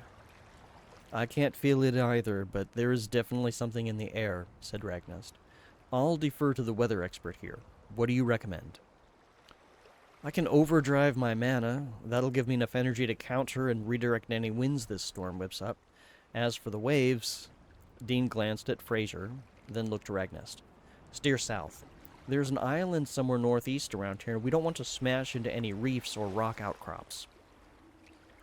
Ragnest nodded and turned to Kroner. I want a full complement for the night crew. The draconic fellow gave a snappy salute. Aye, Captain. He turned his tail and hastened down the stairs to wake the crew, passing Brax as the big Uruk made his way up to the helm. Something's up, he observed. I smell a storm coming. It's stronger now, I'm sure of it. I smell it too, Ragnest assured him, and our mages can feel it. May I be of assistance? Fraser nervously fumbled with his glowing pendant. I don't suppose you can control enormous volumes of water to counter a tempest? The captain asked, brow raised. Not yet, sir, Fraser shrugged. I could perhaps try and shift any water that makes it on deck? I suppose that's better than nothing. Ragnest frowned thoughtfully. Dean looked at him with a worried expression. Don't overextend yourself, lad. If you need to duck below the deck, do so. Brax, stay close to him, the captain ordered. Make sure he doesn't come into grief. Sir. Brax saluted his captain formally. Brax led the way to the main deck, where he continued his assigned work. Fraser stayed close by, both to shed light and for the comfort of a companion. Have you ever sailed through a storm before? He asked. The big Uruk nodded as he secured a rope. Nothing too serious, but yeah, we've weathered a few.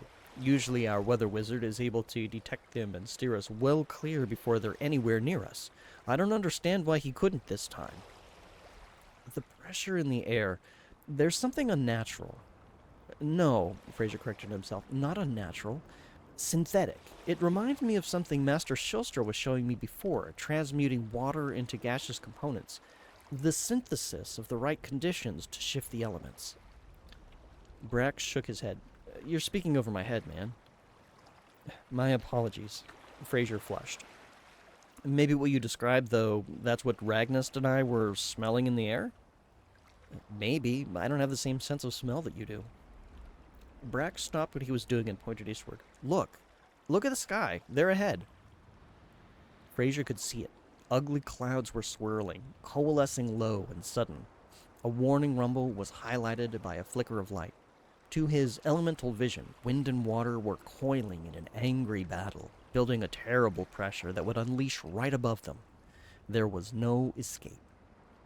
I've never seen anything like it, Brax murmured, awestruck. Nor have I, Fraser agreed.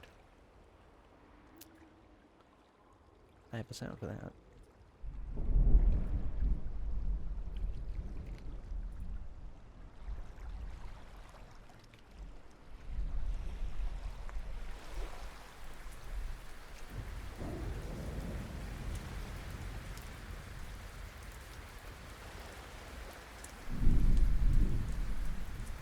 Within the hour, chaos erupted from the skies. Winds howled around them as the tempest fought to tear the sails asunder, but Dean buffeted them with his own control spell. Emerald light coiled around the cloth and masts as he redirected the shifting gale to neutralize it. The waves were another matter. With his full concentration on the manipulation of wind, only Fraser could do anything about the ocean itself. Being barely into his apprenticeship, his power was sorely lacking. He kept close by to Brax and heeded his direction as he, Kroner, and the crew adjusted sails, tacked against the storm, and tried to weather it out. With rapid gestures, he wiped away torrents of water on the deck, only for it to be quickly replaced as the rain poured down. A futile gesture. Despite all their efforts, they were being dragged through the worst of it, and eventually the order was given that they were going to sail full speed ahead to break past the storm before the storm broke them. The ship careened up and down as great swells of water treated as if it were a child's toy. Thunder boomed and roared as lightning streaked and clashed across the sky. One powerful bolt struck a metal-studded spar, split it from the mast, and sent it crashing down to the deck. A tangle of shrouds and shredded sailcloth fell with it. Fraser was certain that he screamed in surprise. Thankfully, the debris did not land on anyone. Then his senses picked up another swell, and he turned to see a great rising wave headed directly toward the ship. Gritting his teeth, the elementalist braced himself and threw his mana into overdrive, trying to tap into the last vestiges of power within him, desperate to stop it. A cynosure was drawn at his feet. Brilliant sapphire magelight coaxed in his hands. As he pushed his will into everything he knew about manipulating water, he felt himself hit a hard wall, and the arcana dissipated, unspent. "Fraser!" Brax's booming voice somehow out-thundered the storm. Helpless, he could only watch as the great wave came crashing down. The force sent him flying as water carried him across the width of the ship. Submersed, confused, Fraser felt a sinking motion. He opened his eyes, vision blurred from the brine, but with the light of his pendant, he could see he was tangled up in the fallen rigging. The weight of it was dragging his body down into the depths. He struggled against the ropes, but he didn't have the strength to free himself. He could feel his brain start to burn for air. Desperate, he tried to tap into that last vestige of mana one last time to repeat the spell Dean had showed him earlier, to create a bubble of air for breathing, and succeeded only in creating a temporary bubble as 10 gallons of water around his body was destroyed and then immediately replaced by the remaining countless gallons of ocean surrounding it. As he desperately held his breath, his mana entirely spent, and the light of his pendant, his last remaining comfort while he faced the irony of being consumed by the element he was so strongly connected to, he dryly thought how Master Shilstra would be so proud of the arcane skill he demonstrated tonight. "Fraser!" Brax had lashed himself to the mast to brace for impact, but the fool mage had desperately stepped toward the oncoming surge to try and halt it with his magic. For a moment, the flash of brilliance made him think the mage just might accomplish it. Then, like a lantern crashing against cobblestones, the light flared and was gone, leaving the elementalist exposed and vulnerable. An angry torrent of water crashed over the deck, and he followed the light with his gaze, helpless as it tumbled against the fallen rigging and was washed away. Brax yanked at the quick-release knot he secured himself with. "Man overboard!" he bellowed. He had the foresight to grab one of the ropes it used to tie the ship to port, slinging the loop at the end across his body. Then the Uruk dived in after him. Strong arms and legs and large hands and feet served him well as he made powerful strokes into the water, chasing the light of the mage's glowing pendant ever downward. Fraser was sinking fast, but he could catch up. A yank suddenly pulled him back, hard. Had he reached the end of the rope already? He was faced with a choice: let go of his lifeline, or abandon the mage to his watery grave. There was no time to deliberate.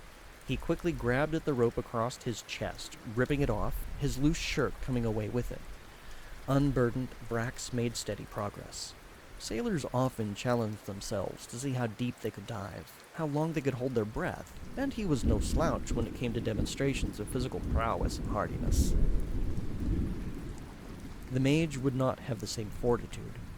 Indeed, as he reached the rigging and tugged the mage toward him, he could see desperation as the mage struggled to hold his breath. His eyes opened, but were unfocused as Brax tried to untangle the Huaram man. He reached at his side for his knife and started to slice the ropes entangling him. On the second swipe, it caught at an awkward I can speak today. On the second swipe, it caught at an awkward angle and slipped from his grasp. No. The heavy blade sunk away from his reach and disappeared into the dark. Reaching deep into a hidden part of himself, he drew forth a font of strength. Then, gritting his teeth, he focused that strength into his arms, tearing apart the hempen rigging with brute violence. It was sturdy stuff, but the brief, if clumsy use of his knife had weakened it enough that his muscles could finish the job. As Brax jostled the mage... Actually, hold on. I got a different sound for this.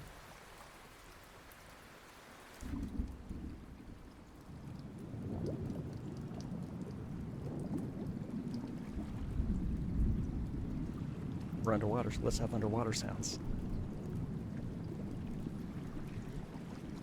As Brax jostled the mage to free him from the tangle of ropes, a spray of bubbles leaked from the man's mouth and nose as he was unable to hold his breath any longer.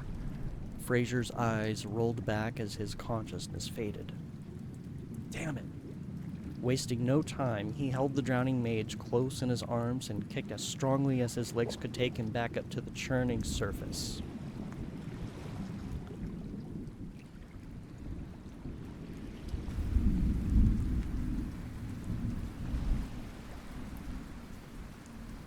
Thunder and lightning greeted him as he broke through. He filled his lungs with a deep gasp. Holding onto the mage was difficult as the ocean's swell lifted him, but he shifted his position to try and listen for breathing. Nothing. Shit, you can't die like this, mage. Hang on. Shifting his inner focus, tapping into that resonance deep within him, he focused on bolstering that fading life force and coaxing it away from the darkness. He could sense that spark of life renew, and with a sputtering cough, the unconscious mage was breathing once again, if somewhat raggedly. He turned his attention back to the Storm Rider. It had moved further than he thought. Focusing his strength, he started to swim for it, but it was a losing battle. "Hey!" he bellowed, praying to be heard. "Help!" Even his mighty voice, suppressed by the torrential rains and drowned out by the crashing of waves and thunder, could not reach the ears aboard the ship. "Help!" he bellowed once more, desperate to be heard, but the ship only moved further away as the wind and storm carried it onward. A hollow pit grew in his stomach as his legs worked to keep himself and Fraser above the surface. The light of Fraser's pendant flickered and faded, its magic exhausted. As a swell in the water lifted him, he tried to gaze around to get his bearings. Lightning danced and flashed, outlining the sky. He recalled on the navigation maps that there was a small island somewhere north of here. He just had to fight the storm to swim there. It was their only chance at survival. Easier said than done. Orienting himself in the direction he hoped was right, but not at all certain given the lack of stars and the churning storm, he tucked Fraser against his body with one arm and made a best effort to swim, keeping them both afloat and fighting the swell of the waves. Hours passed, and muscles strained as he pushed himself in a fight against wild elemental power unleashed. At first, he managed to keep a pace, but the brutality of the storm quickly proved that even the largest of boulders can be reduced to sand by the ocean's might. As exhaustion started to creep into his body, and he cursed the ill luck that resulted in this sequence of events, he focused bloody-minded determination to keep going. Muscles began to cramp. He was forced to slow his pace. He wasn't even certain he was going in the right direction as he periodically gazed about. "Oh, I've gone off course." As he was lifted by the surf, a lucky flash of lightning from the fading storm lit the sky. He could see land, far away and further than he hoped, but within sight. Reorienting himself, he refocused his determination, pushing himself to his absolute limit. Finally, as the storm rumbled in discontentment and its fury faded, the promise of dawn touched the sky. Exhausted and feeling utterly broken, Brax dragged himself and the unconscious Warren mage onto the sands of an unfamiliar beach. He was barely able to pull them both up past the waterline before he collapsed, half laying on the sodden mage. His last thought, before darkness claimed him, was that if he lived through this, he was going to ask Captain Ragnast for a raise.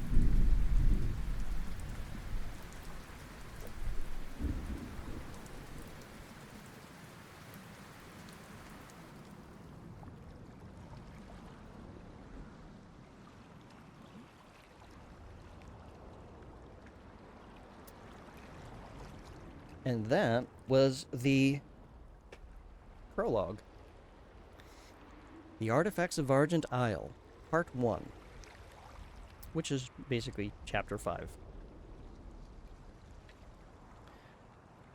Fraser was not expecting to return to his senses, but the sounds of waves crashing against the shore and the scent of brine pierced his waterlogged thoughts, informing him that the deep ocean had not claimed him after all. Lungs burning, he tried to drag himself upright, only to find something heavy weighing him down. He weakly rolled himself out from under it and discovered the great body of the Uruk Braxton. Brax!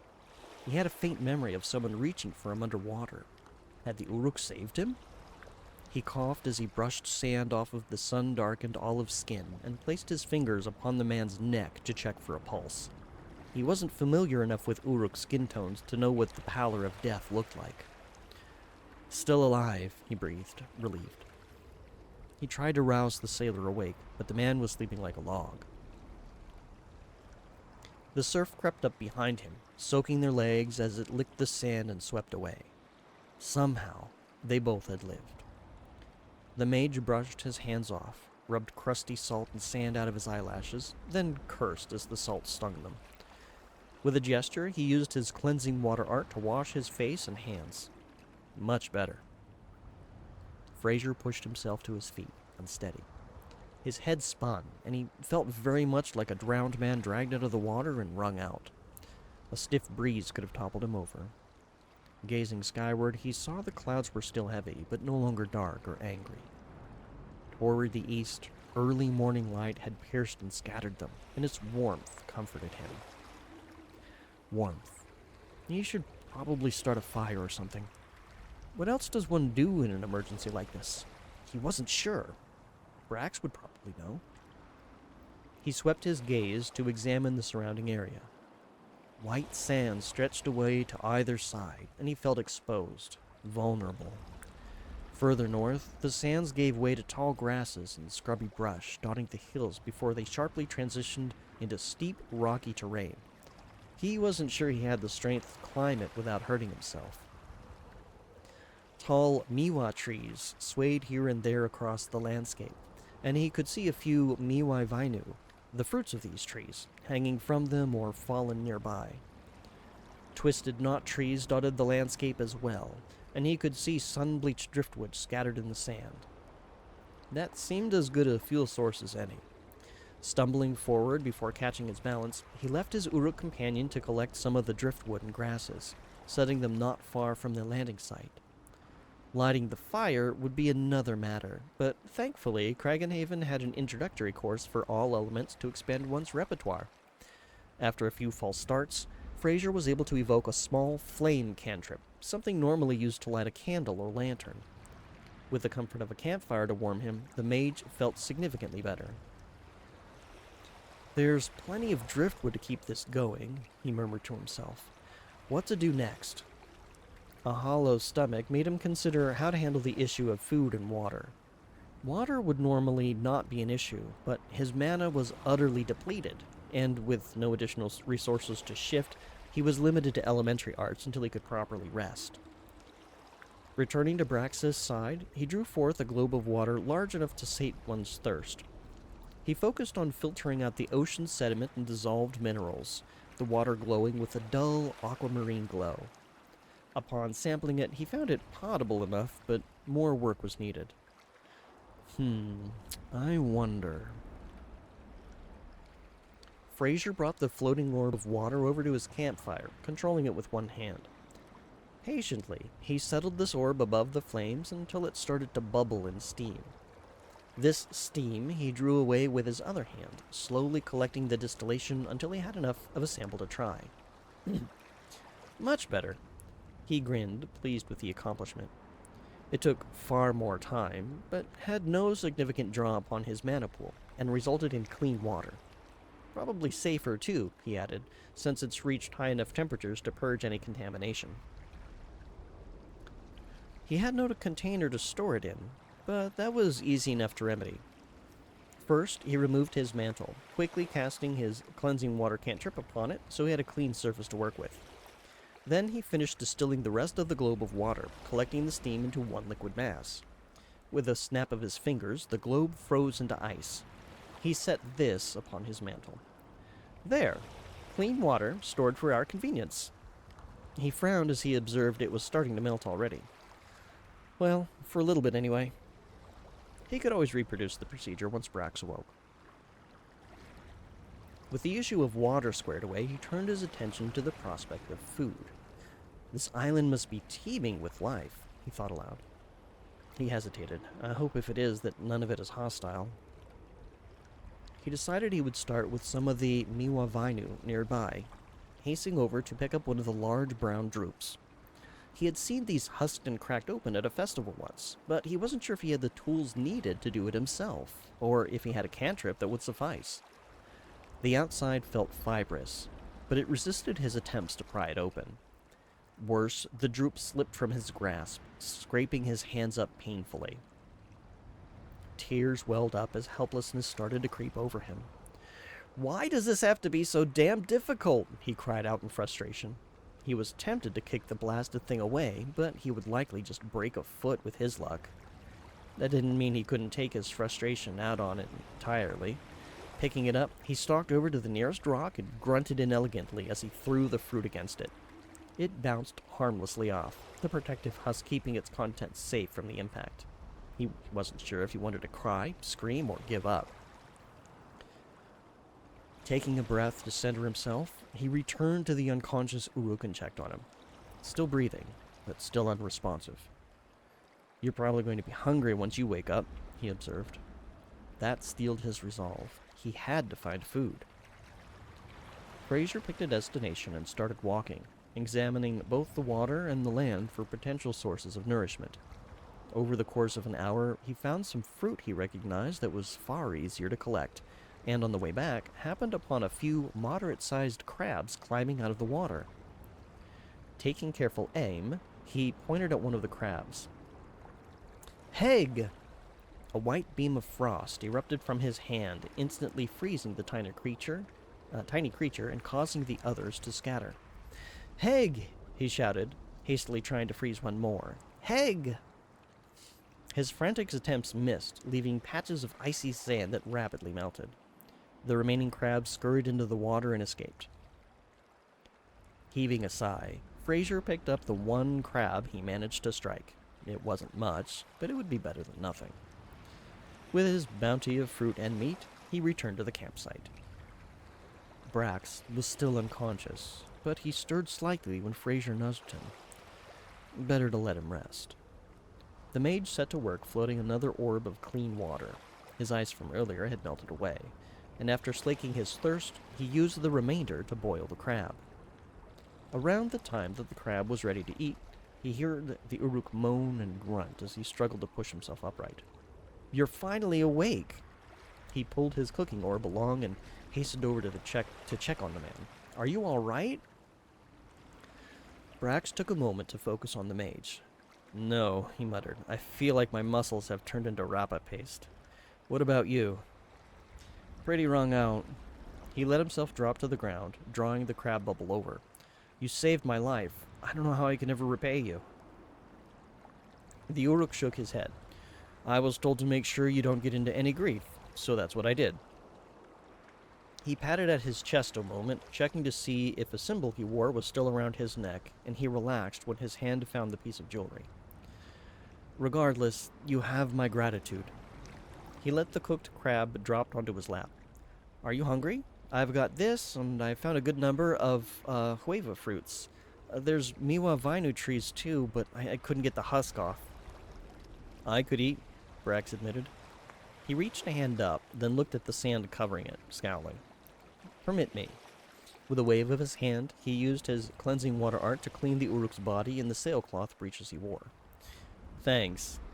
Feeling more confident, he took the crab, then paused, looking at Fraser. Intuiting the reason for his hesitation, the mage held up both hands. "I've been eating these fruits while cooking the crab. Please, eat the whole thing if you're hungry. I know they don't have much meat in them, and with your size, you no doubt have a hearty appetite." Brax didn't need to be told twice. Cracking the shell open with strong hands, he used the claws to pick out what meat was edible from the crab. "How did you get this cooked, anyway?" With his art still levitating the water ball, he drew it towards him and held it. "It takes some time, but I have a few arcane arts I can use that don't cause a strain on my pool of mana. And if I have a heat source, I can excuse me. And if I have a heat source, I can purify ocean water with steam distillation. Handy to know. He accepted the offer of fruit when he had finished the crab off, biting hungrily into it. Did you get a chance to explore much? See what's around the area? Fraser shook his head. I went that way, west, to look for food, he said, pointing in that direction. But I didn't want to leave you alone for long. I was worried. I wasn't sure what to do or what manner of creatures might be on this island. And if something were to happen, if I were to find myself alone here... He felt tears welling up again. I've never been in this kind of situation before. I don't know how to live off the land. Hey. Brax reached out, setting a heavy hand on the mage's shoulder. You did pretty all right for your first day. He paused. It has only been a day, right? Fraser couldn't help but laugh quietly. I believe so. It feels like morning. Okay, good. With as wrung out as I'm feeling it, I could have been asleep for a week for all I know. Before long, the rest of the fruits had been shared between them, and both were sated enough and their thirst slaked thanks to Fraser's efforts. So, what should we do now? The mage stood, using another cleansing cantrip to clean and dry his clothing after sitting in the wet sand. Brax groaned as he struggled to his feet. Iagath grant me strength, he muttered, planting his bare feet wide to keep from toppling over. We should explore, gather more food, and find or build a shelter. Where exactly are we? Fraser asked. He gestured negligently to clean the sand off of Brax with his cleansing art. Do you know? The big Uruk closed his eyes and thought for a moment. This is one of the smaller islands in the Sea of Southern Harborough, west from Hroik. He opened his eyes and gazed along the coast. Given the color of the sands, I'll wager we're on Argent Isle, but I'd need some navigation tools and the captain's map to say for sure. Does anyone live here that we can get help from? I'm not sure. He shook his head. I think there used to be a small host of outlaws nesting here, but contact was lost with the inhabitants of this island some time ago. As a legitimate businessman, Captain Ragnast was told to steer well clear of this place. I haven't heard folk talk about the island much otherwise. There might be someone that's still living here, but we'll want to be careful in case they're not friendly. I'm not sure how well I'd fare in combat, Fraser admitted. I'm none too fit to fight myself, Brax agreed. Well, since I've already gone west a bit, should we try east? The mage gestured down the beach. Brax shrugged. It's as good a direction as any.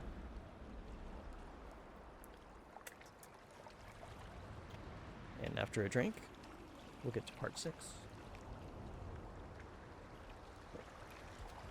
Or chapter 6, or segment 6, whatever we want to call them. I hope that y'all are enjoying the tale so far. As the two men walked down the beach, Fraser noticed that Brax was having some trouble keeping pace despite his longer legs. Should we stop? He asked, concerned. Brax shook his head. I've fought a maelstrom and won, but you can't fight something that big and just walk away, you know? More like stumble away. He huffed a brief laugh.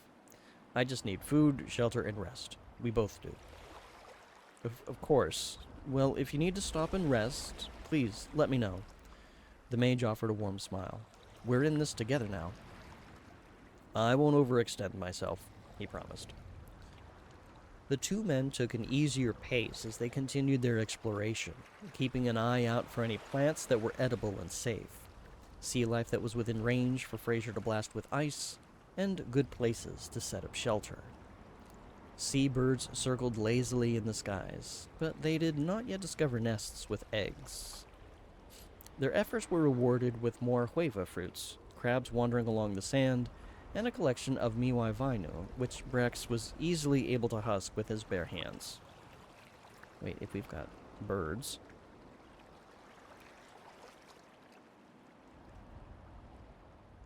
I wish that... There we go, seagulls.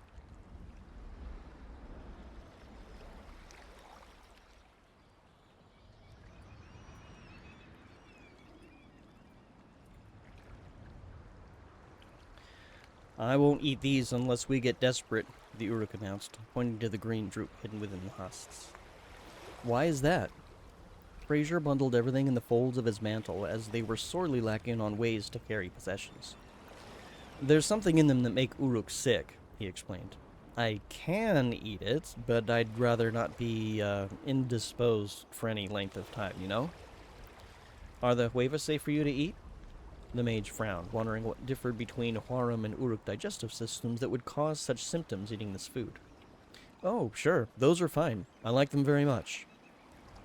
My hope is that we find plenty more of them then. Is there anything else we might find that you shouldn't eat? Not that I can think of, he shrugged. At least not around here. The two men continued their exploration. As mid-morning crept onward, the lingering gloom from the storm cleared and the bright sun bathed them in warmth. Before long, they came to the damaged remnants of a short dock and a couple of improvised bollards fashioned from logs. A neglected pathway led north into a dense grove of overgrown brush and twisted knot trees. This damage is old, Brax observed, picking up a piece of lumber to examine it. It does seem as though no one has been here for some time. Do you think it's safe to explore up that way? Fraser pointed up toward the path. Let's be careful regardless, the Uruk warned. As they followed the trail, they soon came to the remnants of a small settlement containing shacks and huts. Most had only remnants of their leaf-based roofs remaining. A peek into each of the buildings confirmed no residents. Whoever may have lived here previously, they're long gone now, said Fraser. Let's see if they've left anything useful behind. The first hut appeared to be a workshop at one time, with a number of worn and rusted tools used in carpentry. That explains why these walls and roof frames are still standing, said Brax. They had someone with the tools and skill to put this place together. Fraser was examining a pewter pitcher, sniffing at its contents. Phew. I imagine this used to be wine at some point, but it's just rainwater and vinegar now. He tossed its contents outside, using a water-cleansing cantrip to scrub it clean. It is a solid container for us to store water in, though. Brax was reviewing the tools. Nice. Most of these are pretty useless, but there's some tools here we might be able to get some use out of. He fingered the edge of an old adze. Kind of dull, though. Perhaps we can sharpen them on some rocks? Maybe. It would be better if we found a whetstone. Brax piled the usable tools in an old, worn wooden toolbox. The mage frowned as he bent down to examine a small table littered with detritus. An old pile of what was once food, if these old bones are any indication. These appear to be food sticks, wine left in the open. It seems that whoever lived here in this hut was just settling down to eat, but they have long since departed. I suspect they had to pick up and leave in a hurry. Some kind of an attack, you think? Brax joined him at the table. I cannot say without more evidence. Besides the tools and pitcher, they found an old wooden chest with some clothing inside. Musty, but intact. Fraser held the breeches up against himself, but they came up past his waist. The carpenter was a big guy, he deduced, offering them to Brax. Brax held them only briefly. Not as big as me, though. If we can't wear them, though, it's fine. They seem sturdy enough. Maybe we can use the cloth in other ways. Perhaps so. Tying the openings of the breeches and shirt they found allowed them to fashion makeshift sacks. There was also a pair of leather sandals, but these also were too large for Fraser and too small for Brax. The leather may be useful for something. They moved on to the next hut, which was larger and had evidence of more people living there, but exposure to weather had done more damage than in the carpenter's hut. Objects made of pottery or wood were broken or unusable. There's no coherence to this pottery, Fraser observed. It's like they were all brought in from different places. If this was a camp of outlaws, they might not have the resources to fire their own clay, Brax suggested, at least not to make anything of lasting quality. They continued to search, both for useful items and for clues regarding the disappearance of the inhabitants. In one small shack, they found a musty winter uniform coat with some holes in it, sized to fit someone smaller than even Fraser. Reluctantly, he tried it on after cleansing it with a cantrip. The sleeves are pretty short on me, he noted, but it's heavy if we need warmer clothing for some reason. This looks like an emblem from the Corsican Navy. Brax tapped one of the badges on the shoulder. I'm not familiar with their ranking system, but it doesn't seem like they were highly decorated, whoever they were. Nor am I. The mage put his hands in the coat's pockets. Hello, what's this? He pulled out a small iron key. Say, we haven't come across any locked chests, have we? Not yet, but keep that somewhere safe in case we do. Fraser nodded, taking the coat off and putting the key into his own pants pocket. Examination of the next hut uncovered little else besides a handful of copper coins, some worn but serviceable rope, and a leather pouch containing a small metal tin with a few old lozenges. Those smell like soothsayer salts, said Brax. Illegal everywhere along our route, but the punishments for carrying or selling it vary. We had a seaman addicted to them once. Tension narrowed the Uruk's eyes. It didn't end well for him. I see. What do they do?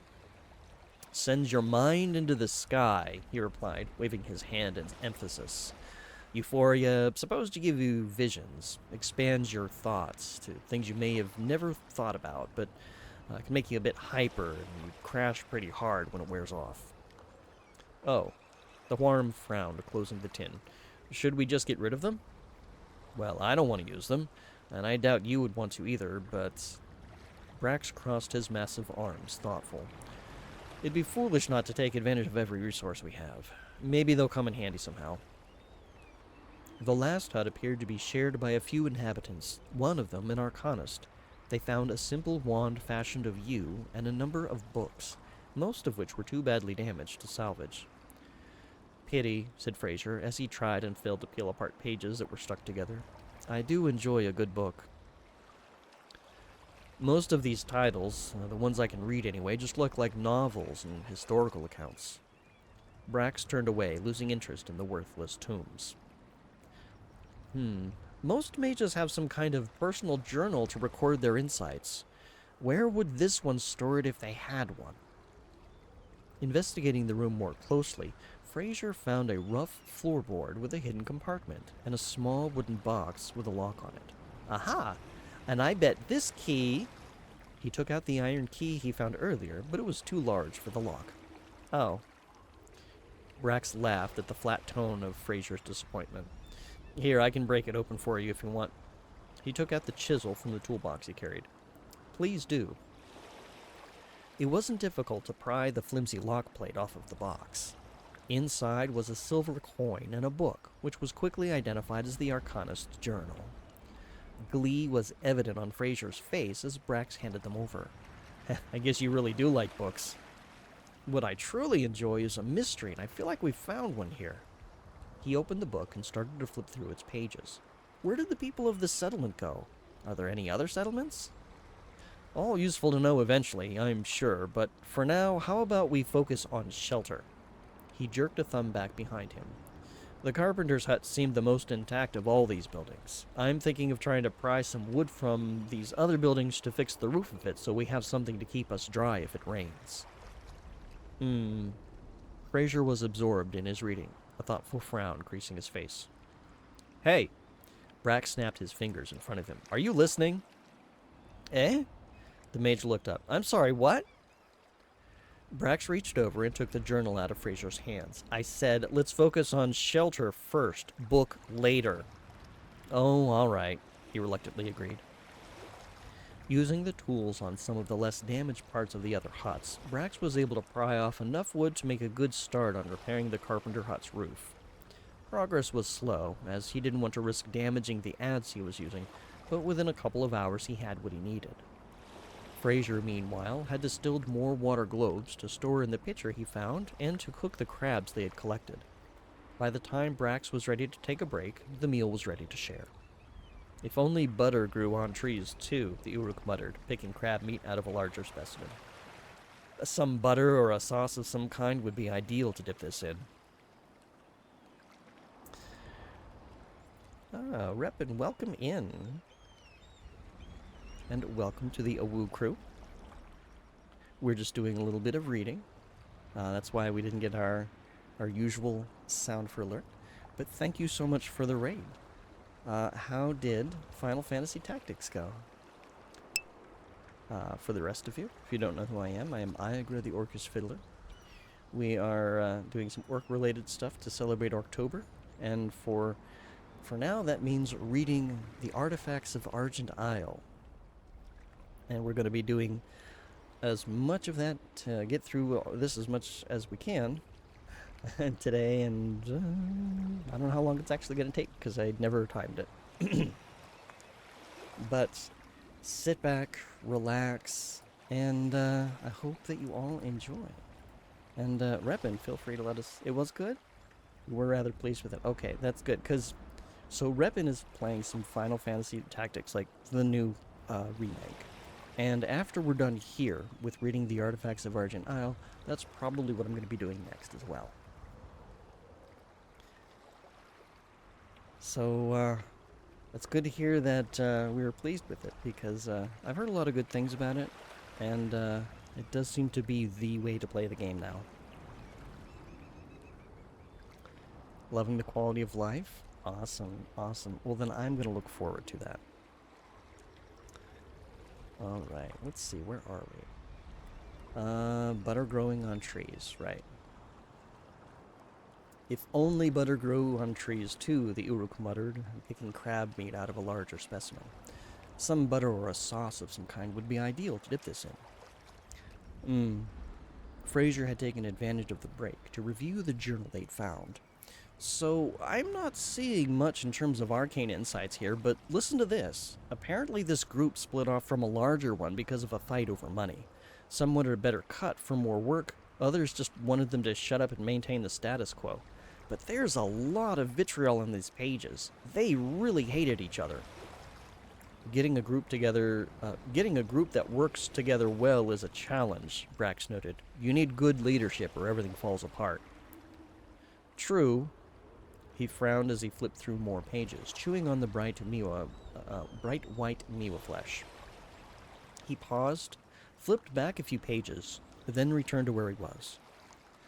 How odd. These later entries seemed almost like they were written by a different person. There's far less rage in these words. Even the writer seems to call it out. Listen. Maybe we just needed some space, but tensions are far more relieved now that we're away from the main camp. Even Bromir's snoring doesn't bother me so much anymore. To be fair, he's across the other side of the camp, but some evenings I couldn't be sure if he was asleep or sawing logs very slowly. It's starting to feel like I have people watching my back again, and not for a handy place to sink a knife and steal my silver. A weight has been lifted. Maybe I'll stay on for a while longer after all. That doesn't seem too unusual. Brax dumped the crab remnants into the fire. After 2 days? Fraser looked up from the journal. I'm not mincing words when I say there was vitriol in these pages. This person was writing detailed fantasies about how they wanted to murder their compatriots in their sleep and then do foul things to their corpses. He flipped back through the pages rapidly, brow furrowed. The transition to that state of hatred doesn't seem so abrupt, but there's mentions of treasures raided from a ship that had some unusual artifacts aboard. Maybe one of those artifacts was steeped in shadow magic. The Uruk shook his head. You're talking to the wrong guy when it comes to magical artifacts. He grunted as he pushed himself to his feet. Look, I could really use some help, but I don't suppose you're much good with a hammer, are you? I'm afraid not. Brax sighed. Alright, I will do what I can. While I'm working on this, can you clear a space for us to sleep, then look for more crabs? Maybe try and blast a fish with that ice magic of yours? He mimed the gesture Fraser used to cast his freezing ray. Certainly, I will give it my best try at least.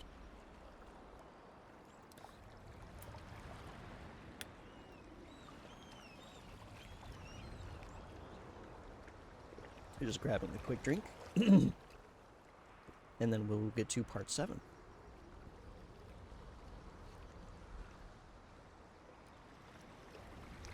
It took a couple of hours to get the carpenter's shack clean enough to Fraser's preference, using cleansing cantrips as appropriate, and moving debris around, burning much of it as fuel.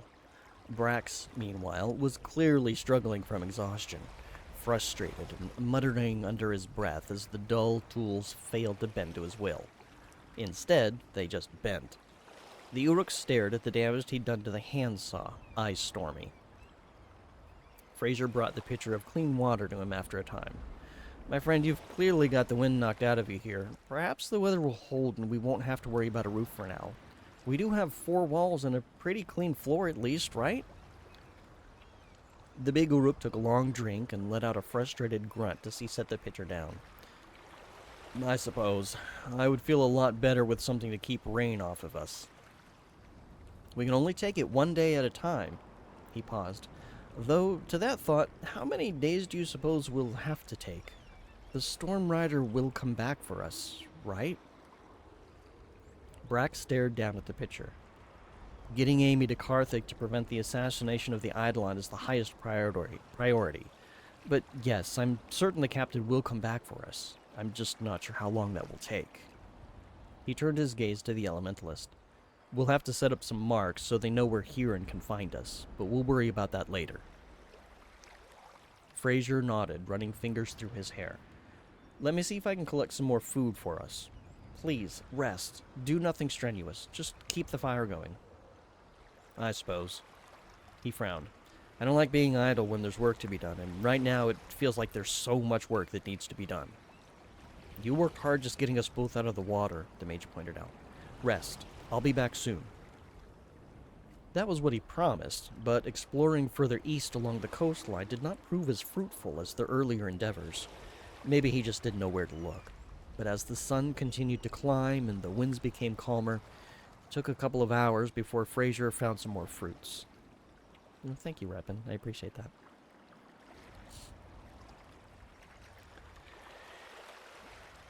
He also found a small, rocky cove with brightly colored fish lazily swimming in the sun-touched waters. He considered his options. A ray of frost would just strike the surface, he decided. I'm not sure it would penetrate deep enough to catch a fish. Now, perhaps if I were to focus on chilling the space around the fish. Concentrating on the area around a moderately sized, slow-moving specimen, he focused his will into the water around it, moving his hands and body in a careful gesture. When he felt the time was right, he snapped his fingers. Heg! Heat was pushed away from the fish, freezing it in place. It quickly floated to the surface, covered in ice. Success! Fraser jumped and pumped his fist in victory. If I can keep this up, we'll be in good shape. With a negligent gesture, he evoked a watery hand to pluck the frozen fish out of the water so he could retrieve it, placing it in one of the makeshift sacks he made from the clothing they found earlier. The activity had scared the other fish away, so he had to shift his position, waiting until the fish came back. He spent the next hour in this manner, managing to catch 4 of the 5 fish he was aiming for, including a pretty large one that Brax was sure to appreciate. Satisfied with his accomplishments, he returned with his bag of cold fish and fresh fruits to discover that Brax was taking a nap. The Uruk stirred upon his return. Brax, come and take a look. He spread out the fruits of his labor. Hey, that's pretty good. He picked up the largest fish, weighing it in his hands. Damn, this is colder than I thought it would be, but no risk of spoilage that way, eh? You ever gotten clean a fish? I have not. Well, normally I'd want a sharp knife for this, but since we don't have one, I'll have to get creative. Clean some water for me, would you? With a bit of work, Brax was able to use the dull hatchet and some other tools to take the head off of the fish, clean the guts out, split it open, and then used a lattice of sticks to set the fish by the fire to start cooking. This should get us through the rest of the day, the Uruk said, satisfied. Fraser was using his arcana to clean up the mess and compile the leavings into the pitcher. I can go toss that into the sea. No sense having rotting guts attracting who knows what. If you can fill it with water when you're done, I'll distill it so we have more to drink. The mage had returned to reading the Arcanist's journal now that his work was done. Right. The task did not take very long, and he returned soon after, setting the pitcher down next to Fraser. So, anything else good in that book? Fraser was frowning at the last few pages. It reads a bit like a horror tale. Listen. I think someone from the main camp decided to start harassing us. There's been strange sounds in the night. Something deliberate. They'd better watch their asses, or I'm going to send some charged bolts flying their way, and they'll soon learn not to mess with my beauty sleep. And then after that entry, about an hour ago, as the sun was setting, we all heard a terrible scream. Bromir was out collecting firewood, and I'm sure it was him. Something is out there. I think tomorrow morning I'm going to pack up and head to the north side of the island to try to buy passage back to the mainland. I'll take my chances getting caught by the law rather than deal with this place further. That's it. There are no further entries. He closed the journal and set it aside. I suspect this has something to do with why they left this area so suddenly. We didn't find any bodies, Brax noted, so it couldn't have been an attack. No, but we don't know the nature of what it was either. Brax looked thoughtful as he turned the fish. We'll sleep in watches. I'm not sure if we'll encounter anything, but it never hurts to be careful. Fraser nodded, returning to the book. Worried, he pored over its pages, looking for any clues of what to expect, but none were forthcoming. Eventually, there was little more to do other than eat their cooked fish and rest. One of the products of distilling ocean water was salt, which Fraser found helped the fish's flavor. So, where did you learn to do all of that anyway? Brax asked as he accepted some of the salt the mage offered for his own meal. Kragenhaven Arcane Academy, the Huarum proudly proclaimed, tapping the brooch on his mantle. I am a student of the Belamarid School, which focuses predominantly on water affinities, but also offers courses in music, art, and writing to help us be more well-rounded individuals. Makes sense. I understand they have a few academies around Evertania. He cast his silver gaze skyward in recollection. A friend of mine growing up, Khazar, he turned out to have an earth affinity, and a lot of the adults pitched in so his parents could afford to send him to academy. He always said he just had a feel for things related to the earth, like an extra sensory depth of the element, but I didn't really understand it. Let me think. Fraser chewed thoughtfully on a piece of fruit. Have you ever seen how lamp oil that's spilled in water has a kind of sheen to it with different colors? A bit, yeah. It's like being able to see that sheen, but not with your eyes, just with a different sense of the mind. I can see it in water, and your Earth friend could probably see it all around him, but especially in vibrant natural places. That explains much of his behavior growing up, the Uruk nodded. He was always good with growing plants, too. He could probably sense the soil that was most fertile. With training, he would have the power to shift and manipulate the earth as effectively as I do with water. To demonstrate, he waved his hand and drew forth a small globe of water from the pitcher, shaping it into a perfect ring before drawing it toward for him to drink. Different elementalists can see different colors of that sheen, and their brightness and strength can tell us how strong an element is in an area. Manipulating it via an arcane art is rather a bit more complex to explain, but Brax waved him off. No, it's fine. It sounds like something you could only really understand if you went to school for it. It sounds somewhat related to what I've experienced for my own ability, though. Ability? He hesitated. So, you know how you can tap into water energies, right? Fraser nodded. I can tap into a different sort of energy, something that comes from within. Another pause. Or I could, but I exhausted myself bolstering my strength so I could keep swimming last night. My masters called it mysticism. The mage's eyes widened. I would not have expected to hear that kind of background coming from a sailor. The Uruk huffed a soft laugh. No, and it's not something I boast about. Growing up, everyone around me wanted to draw out whatever hidden potential I had, hone and harden me into something great. All because of these. He pointed to his silver eyes. You know what these eyes mean? Fraser shook his head. I do not. In Uruk culture, it means that we have seen secrets that lay within the folds of Tiatra's cloak of stars. Within us lies hidden knowledge and potential. He laid back against a tree, bare feet stretched out toward the fire. Though those secrets were not so evident early on in life. Instead, it looked like my talents were purely physical. I was stronger and hardier than others my age, excelled in physical sports, so that's where I was focused. It wasn't until I approached adulthood, when I was being trained to hone my unarmed combat skills, that someone sensitive to these inner energies saw a spark of potential within me. My training pivoted, and I learned how to tap into this energy and use it to strengthen myself further, and even use it to strengthen others. It's how I kept you alive after you drowned. Fraser couldn't help but pale. I was dead? Brax shook his head. No, but you were hovering on death's door.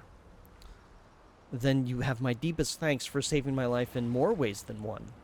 The mage stood to give Brax a humble bow.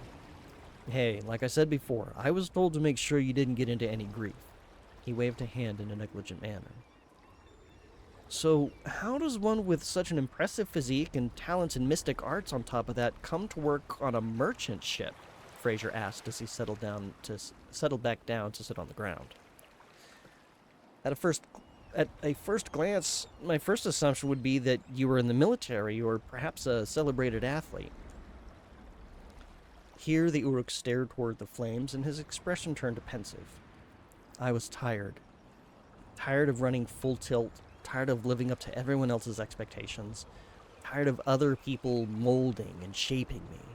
I was on the road to fulfilling everything everyone wanted of me, but as I trained my inner focus, I started to realize I had no idea what I wanted for me.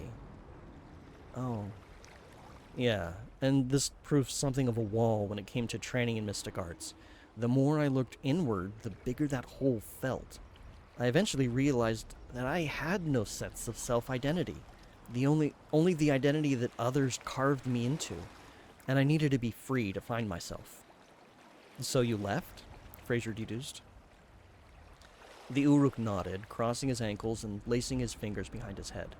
It wasn't sudden or anything. I talked it over with my masters and my kin. My father wasn't happy. I was a point of pride to him, and he wanted me to stay with the clan and contribute my strengths to it. But I knew that if I didn't leave to find myself then, I never would. My masters were disappointed that I could not stay, but understood that I could never truly unlock all facets of who I am unless I went on this journey. And so I left, and I traveled. He paused, taking mental stock. That must have been 12 years ago. And now you're a sailor for the Storm Rider. Right. Brax nodded again, lowering his hands and leaning forward to remove the pendant resting on his chest. Not right away. I did a lot of wandering at first. I felt lost, but I also felt free. I wasn't sure what I'd find. But when you travel, you gotta eat, and I picked up work on the docks of Port Montarig. That's where I met Captain Ragnest. He offered me a place among his crew, and I've been with them for about 8 years at this point. Long enough to earn their trust. He held the pendant so Fraser could see the symbol upon it. Long enough for the captain to give me this. I can represent him, speak for him as his proxy if needed. I can go anywhere that has accounts with him, and they'll grant food and board or other services, then bill him accordingly. He takes it out of my wages. It also means if I have a message to deliver, it's as good as coming directly from the captain. He must hold you in very high esteem. Fraser withdrew another small globe of clean water from the pitcher, offering it to Brax before getting one for himself. He does, the Uruk replied, slurping down the water awkwardly. He wants me as either a deck box or a third mate. There's been rumors that he wants to mold me into taking over as captain someday, but he hasn't said anything directly, and I'm not sure yet if that's for me. The wind may yet take me elsewhere. He shrugged his massive shoulders. Time will tell. As the two men lapsed into silence, Brax put his pendant on and yawned. Listen, I'm going to rest for a bit. Wake me in a while, or if you start to get sleepy. I will. And thank you for telling me more about your journey, said Fraser. I'm glad I got to know you better. Brax gave him a warm smile. Hey, we might be here for a while. May as well become better acquainted, right? Indeed. The sounds of deep breathing could be heard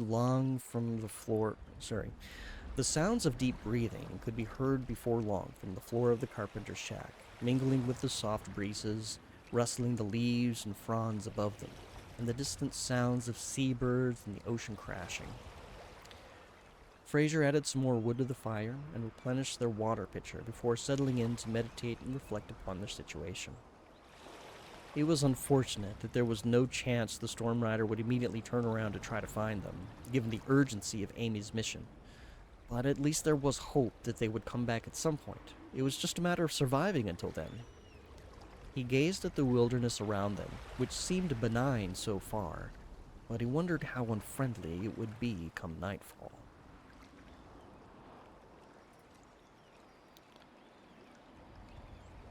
You're impressed at the ability to read and talk this long? Me too. My voice hasn't decided to go out on me completely yet. We'll see how long that lasts. But thank you, SG. And thank all of you.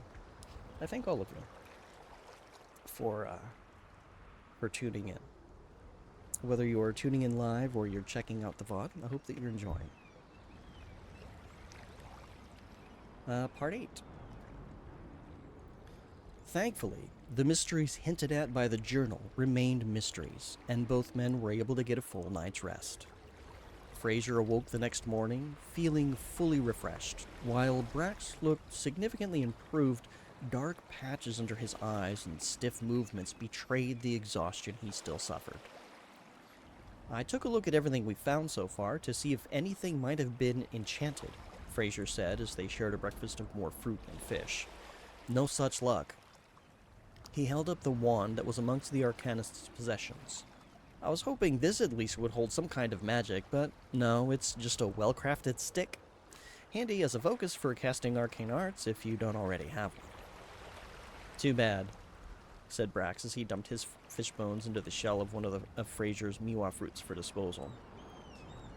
The first half of the day was spent much in the same manner as the previous day, with Brax attempting to build a roof using salvaged wood and materials, and Fraser foraging for food and fishing with his frost magic.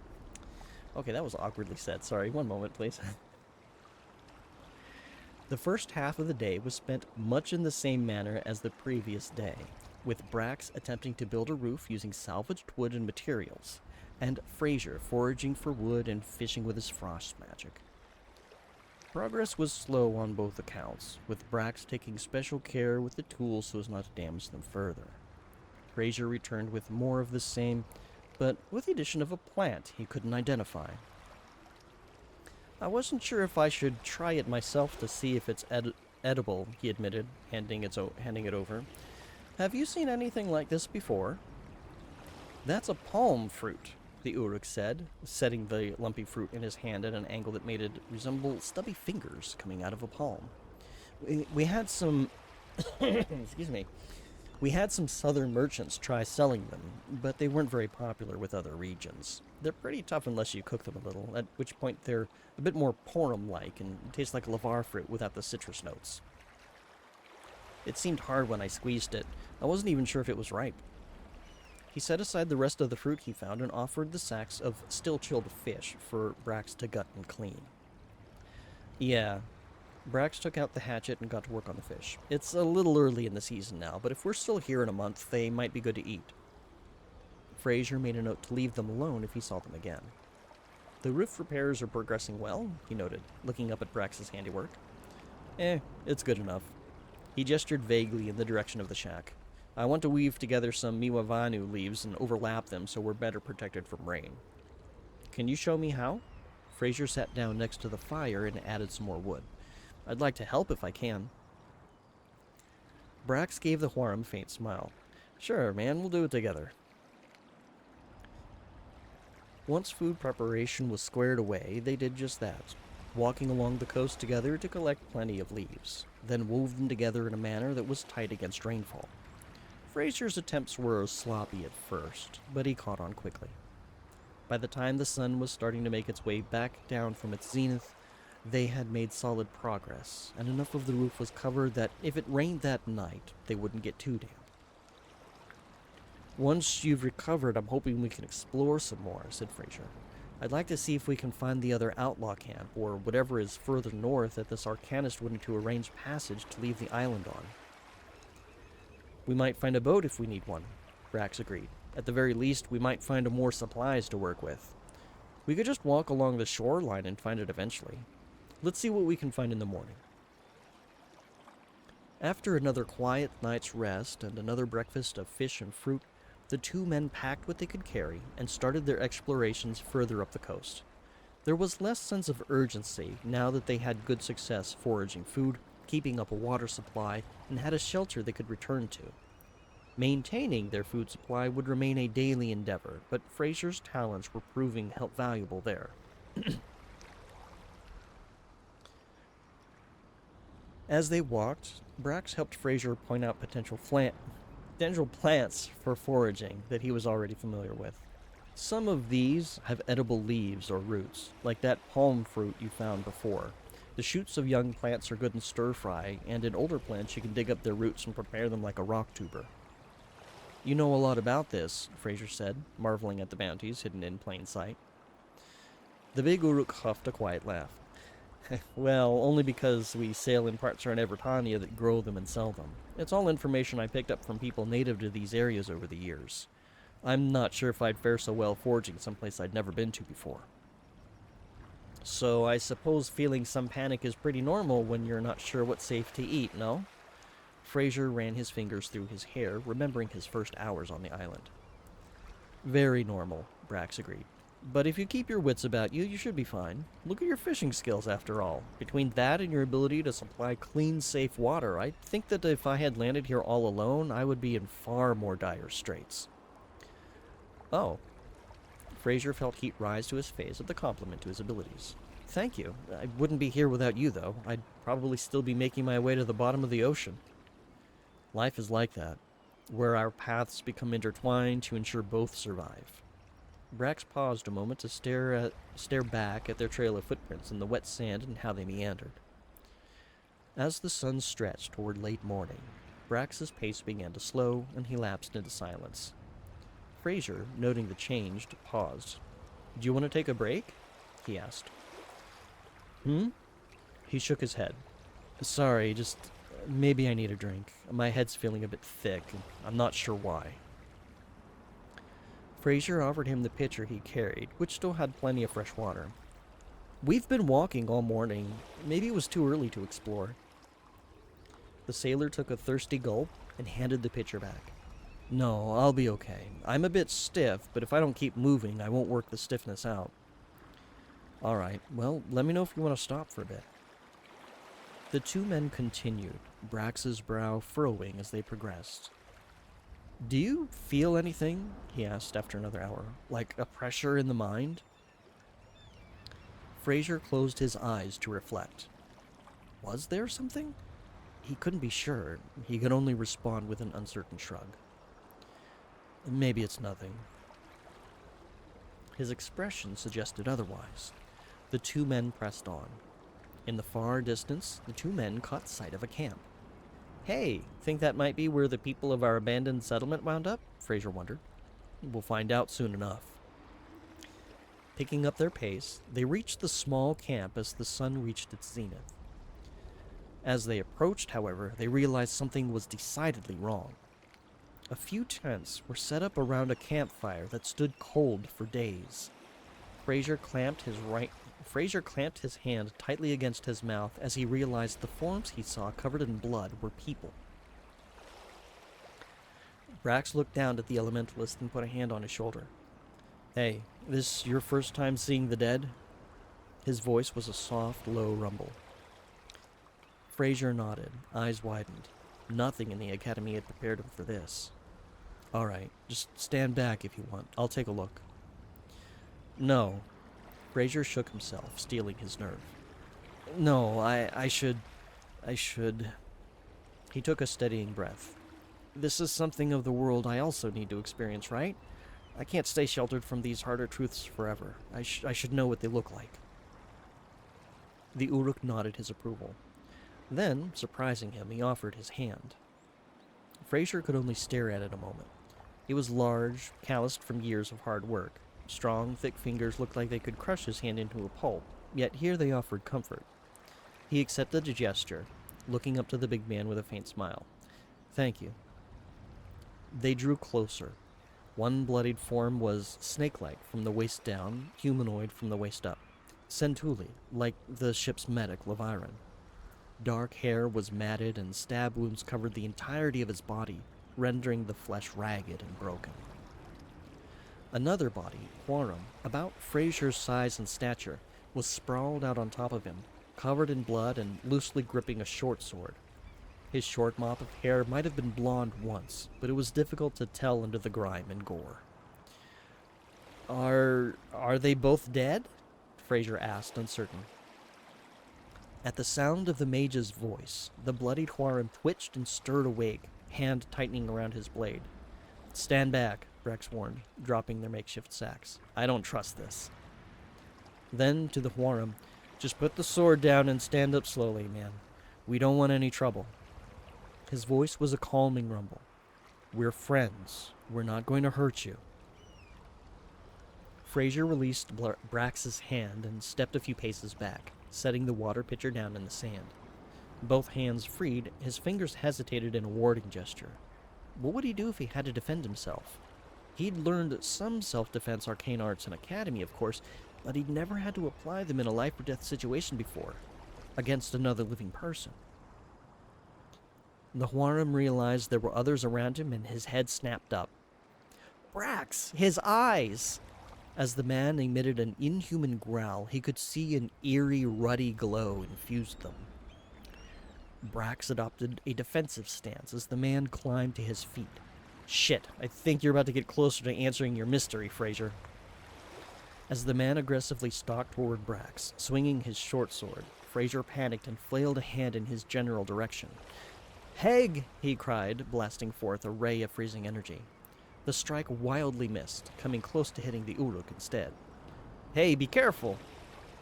The big man turned his focus to the approaching berserker, muscles flexing as bare feet moved in the sand. Fraser was certain he'd seen an unusual haze around his fists as he struck forward, landing solid blows against their attacker's leather-clad torso. The Huarum swiped at Brax with surprising brutality, barely telegraphing his swings. His growling was bestial, and his mouth started to froth as though he were rabid. Brax had to pivot to a defensive stance to keep the blade from rending his flesh open. Being a larger target would make him easier to hit, but his years of training in combat art served him well against so mindless an attacker. Fraser considered his tactics.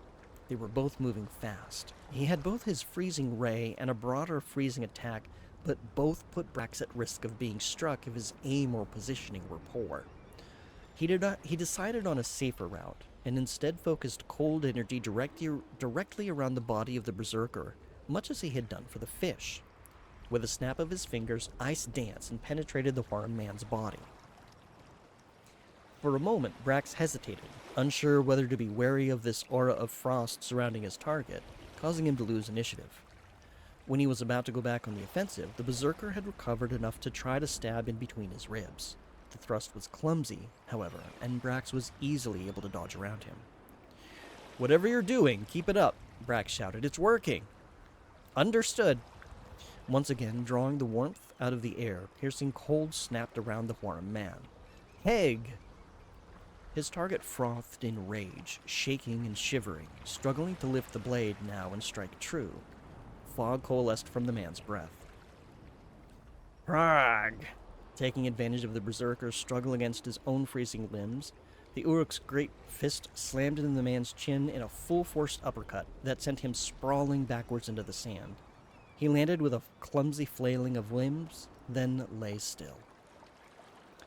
Fraser realized he was holding his breath, waiting to see if the berserker would rise again, but only the crash of the surf, Brax's breathing, and his pounding heart thrummed in his ears.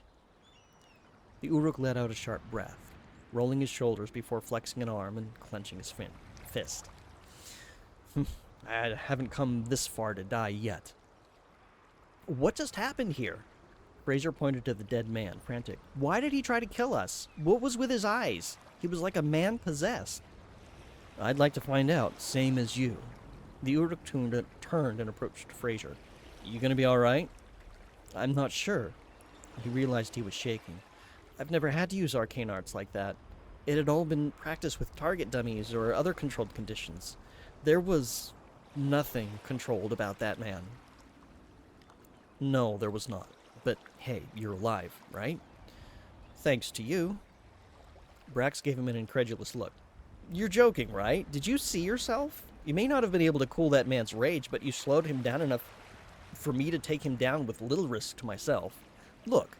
He spread his hands out and turned around. Not even a scratch. Then that's not your blood? The mage pointed at Brax's fists. No, it's not mine. Ah, I'm glad. As an afterthought, he used his cleansing water cantrip to remove the blood that had spattered on his body. There. So, what happens if he wakes up? Brax gave the body a sidelong look. That last hit, I felt something give. Hang on. Approaching carefully, he knelt down and examined the berserker, then shook his head. Thought so. I broke more than his jaw there. I broke his neck. You could do that? Fraser's voice was in quiet awe as he approached, shoring up his nerve to examine the dead in more detail. With just your fists? Well, I am pretty strong when I need to be, he replied in a flat tone. It's mostly a matter of finding the opportunity to strike in a weak spot, and when that opportunity shows... He thrust the palm of his hand forward in a powerful strike. He then got back to his feet. If you ever want to learn some fighting arts, maybe I can teach you some basics. Though, with your arcane arts, I think you'll be fine. Maybe, so long as they aren't trying to stab me, the elementalist muttered. Try not to think on it right now. He gestured around him. Instead, let's see if we can figure out what in blazes happened here.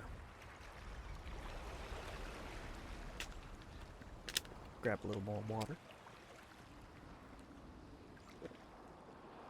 Which I'm going to have to refill at some point. Part 9. There was little sense in checking to see if the Centuli man was still alive. His body had been mutilated, blood in the sand darkened to near black. Fraser knelt down for a closer examination, frowning.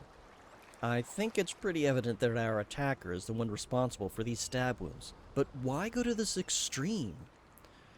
The way we found them, I wonder if his murderer just mindlessly kept stabbing until he collapsed from fatigue, Brack suggested. He must have really hated him. Fraser shuddered. If he had encountered this berserker alone while foraging, he might well have shared the fate of the broken corpse before them. His eyes, and how they glowed, he was surely in the thrall of some dark weave. There seems to be a pattern of hate consuming one's mind here. They checked the tents. 2 had no inhabitants, but the 3rd had a large Regari man, naked under his blanket, leopard-spotted body covered in multiple stab wounds.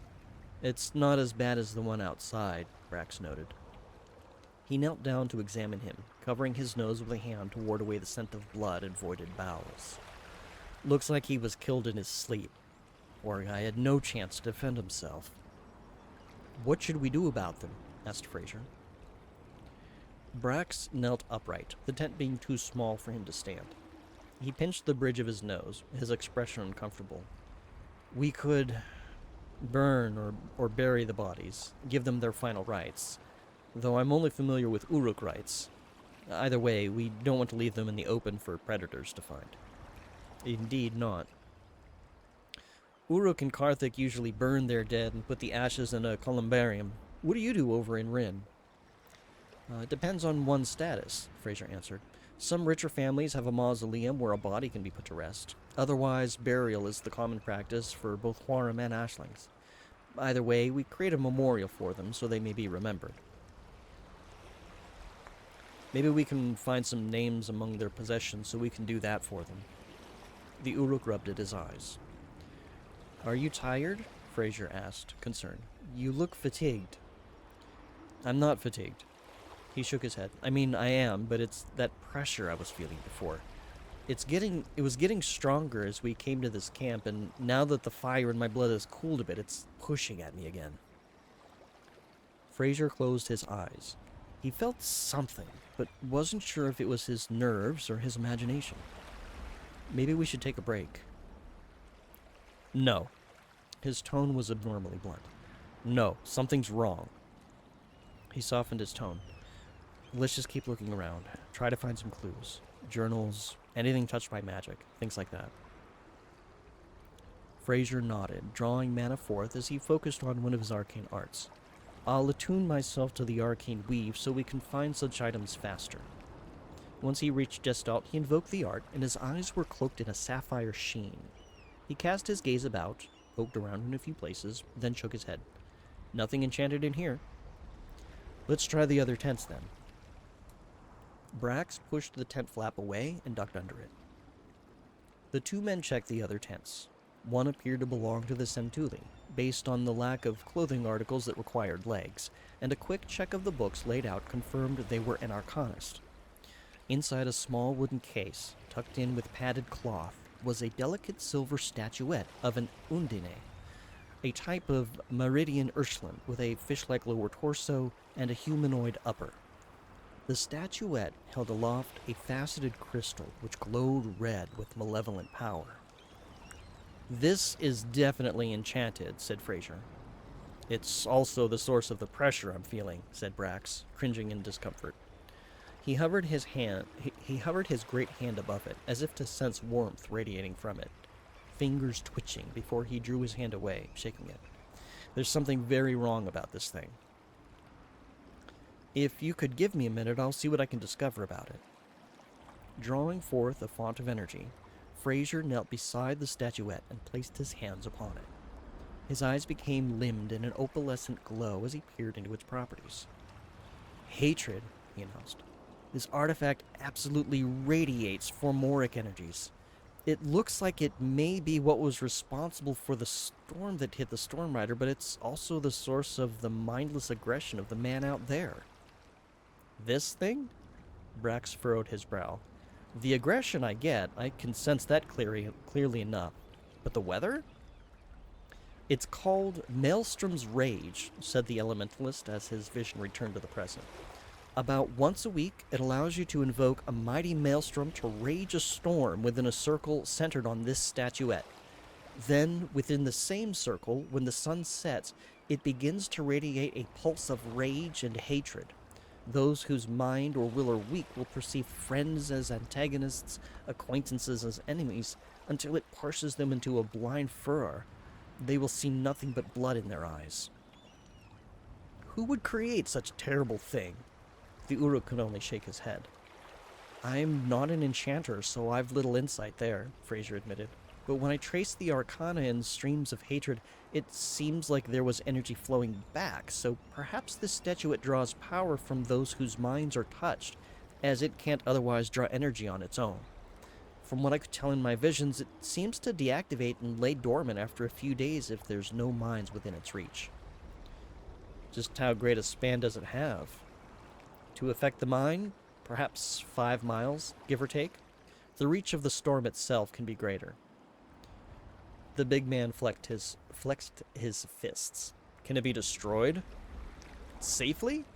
That I cannot discern. Brax grabbed the statuette from the box, wincing and gritting his teeth as though squeezing a caltrop. We're going to find out. He carried the statuette outside and set it down on a large rock, then cast about for another rock large enough to smash it with. He found one quickly, hefting it with both hands. Brax, wait, I'm not sure this is a good idea. Fraser tried to stand between Brax and the statuette to get his attention. We don't know how these energies function or how volatile they are. Then I suggest you stand clear. His expression was grim. Unless you want to risk my being affected by those waves of hatred? Fraser stepped aside. Perish the thought. I figured as much. Brax stood before the statuette, hefted the rock up, and brought it down with all of his strength. There was a shattering sound, and a bright crimson burst of light exploded from the statuette. There was no physical force behind the burst, yet Fraser could feel a wash of formoric energy blow past him, as though a strong gust of wind had struck his mind. The formoric shockwave had not caused Fraser any harm, but Brax, being next to it, bore far more of the blast. He cried out in pain as the energy struck him, dropping to his knees. Brax! Fraser dashed over to his companion's side. Are you all right? I'll be okay. His muscles were shuddering, his jaw clenched. I'm alright. Sorry. Physically, he appeared untouched, but something about that shockwave wounded him on an intrinsic level. Maybe we should rest for a while before we do anything else. Brax shook his head. Just give me a moment. He sat back on his heels. Wow, that was a Freudian slip. He sat back on his heels, both hands pressed against his chest. A faint shimmer radiated from his hands, like the haze one might see from the heat of a desert. The tension and pain in his expression softened, and soon the haze faded. There, much improved. He grunted as he rose to his feet, brushing sand off of his legs. I think it's safe to say we're no longer at risk of the Maelstrom's rage invading our minds. Fraser nodded, looking at the twisted silver and shattered crystal, now blue in color. That was incredibly dangerous, but effective, I suppose. Let's be more careful around magical artifacts moving forward, though, agreed? Fair enough. He turned and looked down at the water mage. I don't know how much of that you could sense, but to someone attuned to mystic energies, it was like someone was drilling through my bones. I could feel it from toes to teeth. I could sense it somewhat, the mage replied, but not as strongly. Do you not have training to defend against such energies? Brax shook his head. There are mystic arts that I could train in to help for sure, but I left on my journey before I could advance my learning to that stage. A sigh escaped him, and he folded his muscular arms. I will need to take that path into greater consideration, provided we get off this island and I can find a master that can train me. What should we do now? Let's shift the bodies first. He gestured to the bodies laid out in the sun. And as distasteful as it is to rob the dead, they have no further need of anything we might find here, so... Fraser paled as he looked at the mutilated Centuli. I guess that I could use my cleansing water art and try to drag one of them? Brax gave the Huarum a flat look, then breathed another sigh. We'll compromise. You wash the bodies, I'll carry them. The mage offered a grateful bow and used his arcana to assist as directed. The Huarum berserker wore studded leather armor, which Fraser was not interested in wearing in this heat, and loose breeches with nothing found in the pockets, along with the short sword. The blade was dull from hours of repeatedly stabbing bone and flesh, but it was otherwise intact. The Centuli's remains, once cleansed, were revealed to be in very bad shape. Brax had to use the blanket from the Regari's tent, no sense using an intact one for this, to collect the mangled pieces and keep them together. All three corpses were laid out in a row a fair distance away from the camp. Thanks, the Uruk said as Fraser used the cleansing cantrip on his skin and clothes. We'll have to see if it'll be easier to burn or bury them. I think I saw a shovel in the Regari's tent. I don't suppose you can tap into the kind of fire needed to cremate them without fuel? Fraser shook his head as they made their way back to camp.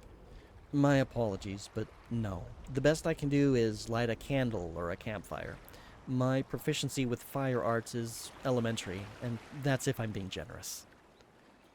I'm going to assume the same for ground-shifting arts? There's a kind of synergy, the mage explained, and I could possibly soften the earth and make it easier to shift using water, but no, I have no direct control over sand and soil at this time. Back at the campsite, they took stock of the possessions found therein, and what they might be able to use for their own survival, as well as clues as to the identity of these individuals. The Huarum's name, according to his journal, was Gelvin Arberton, and he served as the navigator of the team. Besides a clean bedroll and blanket, they found some fishing equipment and a large rucksack that contained a number of essentials: spare clothing, rations, a canteen, and torches. They also found a map of Argent Isle, tools for navigation, a metal whistle, a polished steel mirror, and a set of dice. Hang on, there's a bug on my monitor. Okay, no more bug on my monitor. Brax hefted the dice for a moment, wondering if they were weighted, before picking up the map. These men came prepared. This is going to make life significantly easier for us. How old is this map, I wonder, said Fraser as Brax unrolled it. This copy looks fairly new, but the date on the original source is from over a decade ago. He scowled. I don't imagine many cartographers were allowed ashore after outlaws took it over. This might be useful for the general lay of the land, but these landmarks could be here or could be gone. He tapped on the map.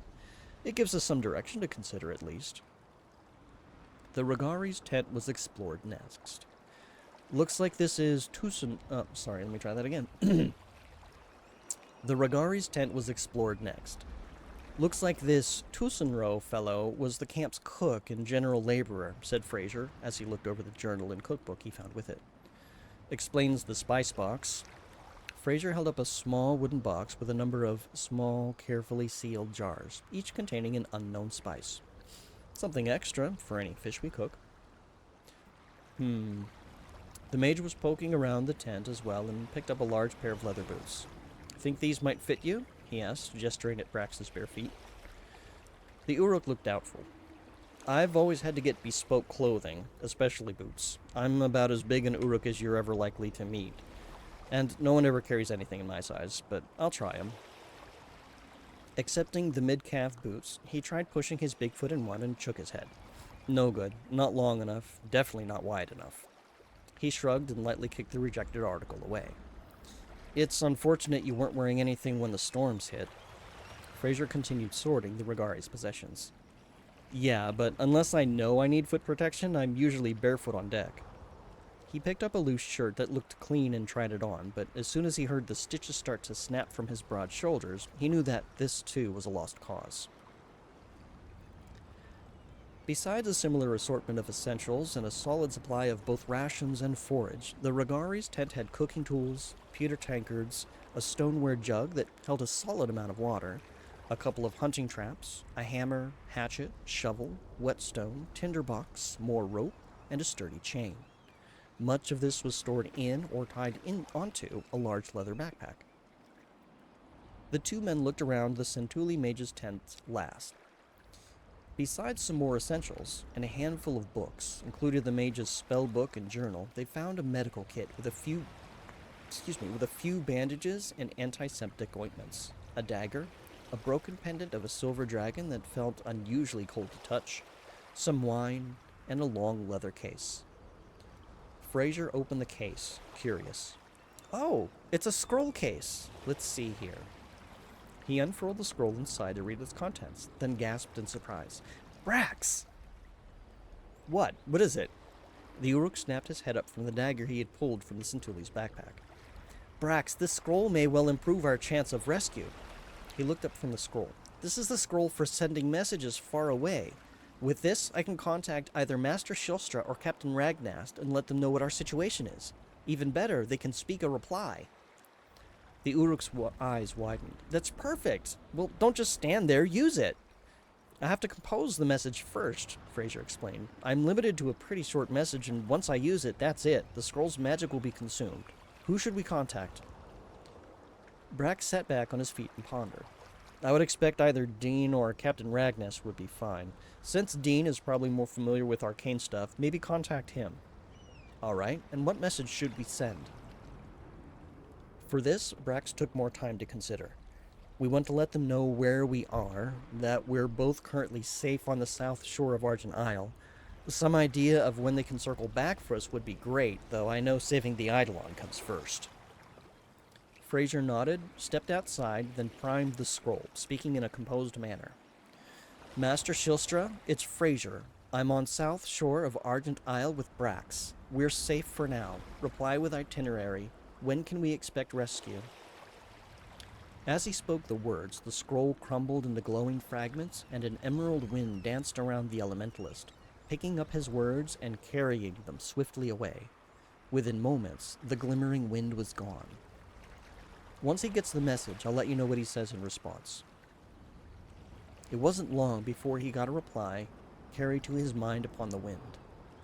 We're glad you're both safe. Preparing to sail for Baradzul. 10 days to Karthik, 14 back to Argent. Leave us signs. Be careful of... Fraser blinked. The message was barely too long for the spell to carry. He then repeated the message for Brax. Be careful of what, though? He mused. Brax shrugged. Be careful of outlaws, maybe, or wild animals, or whatever caused communications to break down. Remember, contact between this island and its inhabitants was lost a couple of years ago, and no one seems to have successfully found out why and returned to tell the tale. Right. The mage sighed. Perhaps someday I'll learn of a better way to communicate using elemental arcana.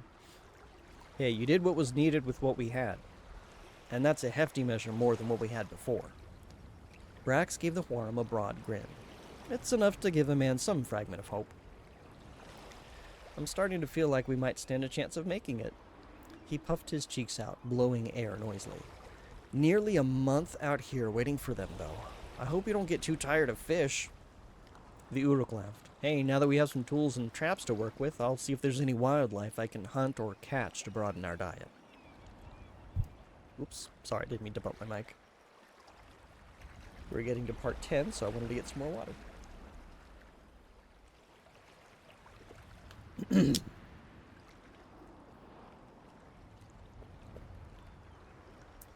Also need to adjust my seat. Alright, part 10. The two men spent some time cleaning up camp and organizing the possessions they had claimed. Items they could use or wanted to access more readily went into their packs, while clothing that didn't fit or items of less immediate use were put into the rucksack. What coin they found, Fraser held onto his pouch for the moment. Then, with that task completed, they focused on satiating their hunger. Noon had come and gone, and Brax in particular was starting to feel ravenous. The big man was examining the hand axe and considering options as they finished eating. Without fire arts, we're going to need a fair bit of fuel to burn those bodies, he started. Any trees we chop down are going to be pretty green. Burial is probably the best route, but we'll have to go inland far enough that the ocean doesn't erode their grave. Fraser was perusing the Regards cookbook. You know, we could use that iron pot and make a basic seafood stew. Have dinner waiting when we finish. We could, Brax agreed, stroking his long beard. Add some spices, a few greens, and some of the other food they carried. Round it out with some hardtack soaked in a seasoned fish and crab stew. Would be a solid meal. Within half a chime, if there were chimes, they had finished stoking up the fire, and dinner was cooking. Brax picked up the water jug, shouldered the shovel, and gestured inland. Let's find a suitable place to put those men to rest. Navigation was slow going. Heading inland meant denser brush and more trees, which made finding a suitable gravesite challenging. Staying within range of the campsite to stoke the fire hindered them further. By the time they found a suitable site and was able to start digging, a sizable portion of the day had been spent. Without proper foot protection, Brax was limited to shoveling using just his upper body. Not an impossible task, given his mass and strength, but it did add to their delay. While Fraser's talents using water did help soften the earth, they'd only managed to dig and fill 2 of the 3 graves needed until the sun was starting to set. The Wharram will have to wait until tomorrow, Brax announced, having only managed a shallow grave thus far. He wiped sweat from his brow and climbed out of the hole he dug, covered in mud. Fraser gestured negligently and used his cleansing art to clean his companion's skin and clothes before offering him the water jug.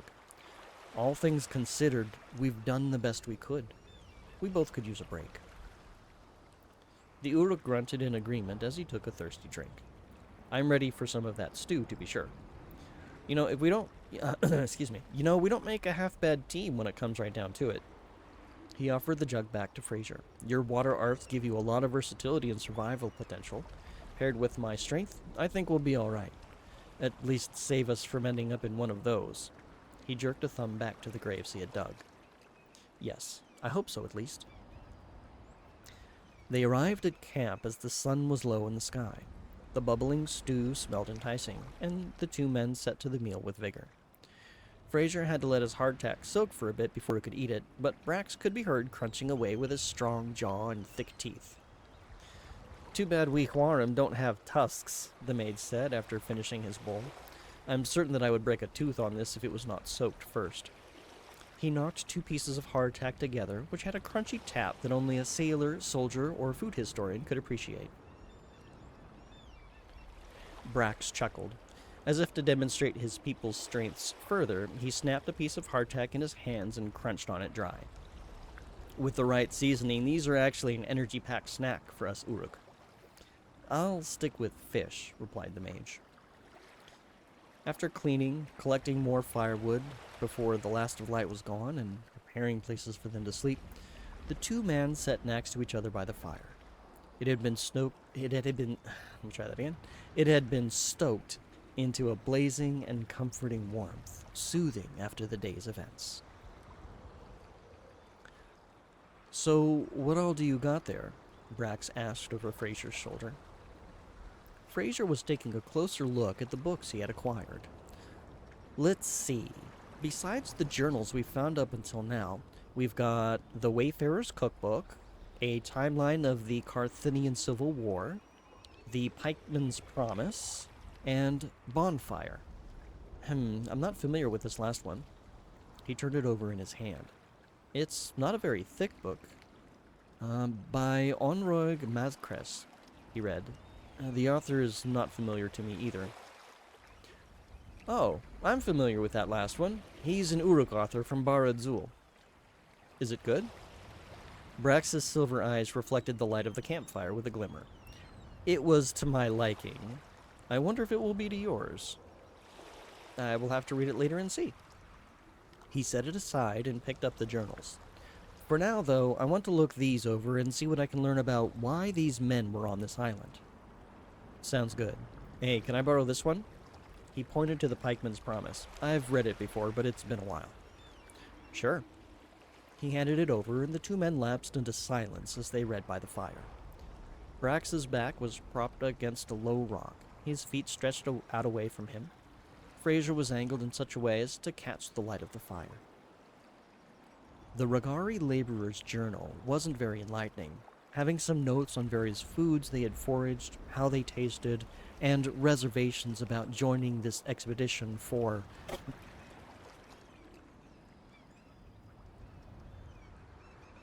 Oh my god, that scared the shit out of me. Pardon me one moment.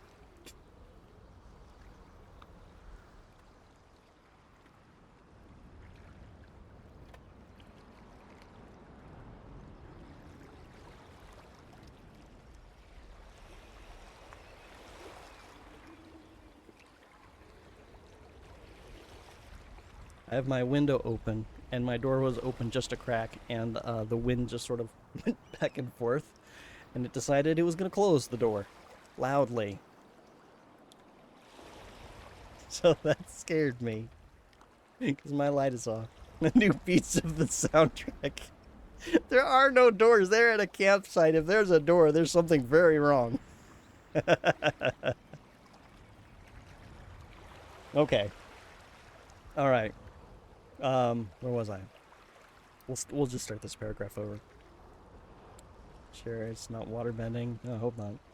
Okay. The Ragari laborer's journal wasn't very enlightening, having some notes on various foods they had foraged, how they tasted, and reservations about joining this expedition for magical MacGuffins. Sorry, that's where the door slammed before, and my brain just is not parsing anymore. And reservations about joining this expedition for magical MacGuffins that were probably better off staying lost. He needed the coin, though, and given the handful of silver they had found amongst his possessions, Fraser could see why. Too bad the venture had cost him his life. The other 2 journals shed more light on their rationale to explore this place. According to some ship's logs, the Centuli mage had acquired 3 identical statuettes were lost to the outlaws ranging this island a few years ago. A promise of great power was documented in the mage's research, though he did not fully know what form that power would take. The Huaran navigator was mostly in it for the money, and for any loot they might find on the island, assuming that the outlaws on the island had been wiped out by some natural disaster to have gone silent for so long. The message-sending scroll, it seems, was intended to communicate with the ship captain that ferried them here, as their crew refused to stay in close proximity to what they considered a hazardous locale. Say, Brax, listen to this. We found one of the 3 statuettes in the abandoned port village along the coast that we landed on, and its polished silver and glimmering blue crystal are just as described in the ship's logs. I can't wait to discover what power these mysterious items have. The village itself is strange. Skeletons of people long since having departed this mortal coil were found all over, but it's impossible to discern what their cause of death was. The way the bodies are arranged, it's almost as though they were meandering about, laid down, and perished. And then, in following entries, I am utterly exhausted. We've been running all night from the accursed, and it makes sense now why this island has been dead silent. Some foul necromancer must have bound shadow magic to these pitiable creatures, and now their corpses are doomed to wander the night. We were using one of the houses as shelter when the skeletons rose and came for us in far too many numbers to fight, so we fled. Thank goodness we had not fully unpacked, so we did not lose any critical supplies. My companions don't want me to invoke the statuette, but I believe it holds some power that could ward the accursed away. It would not be hard to deliver a surge of mana through the conduit leading to the crystal. I'll wait until my watch tonight, when the others are asleep. That supports what you said about the storm. Brax had used a thumb to mark his place in his book and was leaning in... Hold on.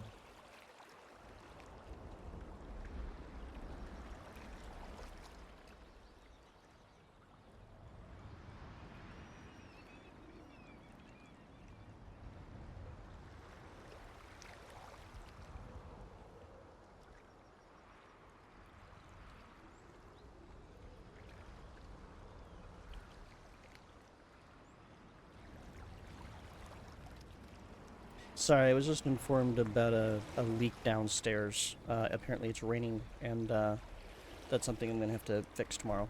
Obviously, I can't do it tonight, because it's very dark out. It's 11 p.m. Anyway, sorry about that.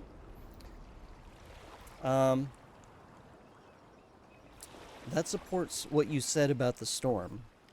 Brax had used a thumb to mark his place in his book and was leaning close over Fraser to read along with him. I don't feel quite so bad about taking their stuff since they're the reason we've landed here in the first place. He paused. Alright, I still feel bad that this all happened to them, but why didn't their mage identify the artifact in the same way you did? Upon reviewing his spellbook, I don't believe that he could. Fraser picked it up and flipped through it briefly. It appears that his focus was on fire arts, and arcana involving divination is significantly more complex for that affinity. Not impossible, just more complex. He shrugged, then pushed himself to his feet, adding more wood to the fire. That's outside of my field of expertise, but that journal entry highlights some other problems. Fraser nodded grimly. The accursed. We'll need to be especially careful around that village he mentioned, perhaps steer clear of them when night is falling. Agreed. Also, there's 2 more of those statuettes out there. My hope is that they're both dormant, but I suspect that you'll be able to sense if they're not. True, now that I know what to be alert for. Brack stepped away to the larger tent, returning after a moment. Listen, I'm pretty tired and want to get some sleep. Are you okay with the first watch?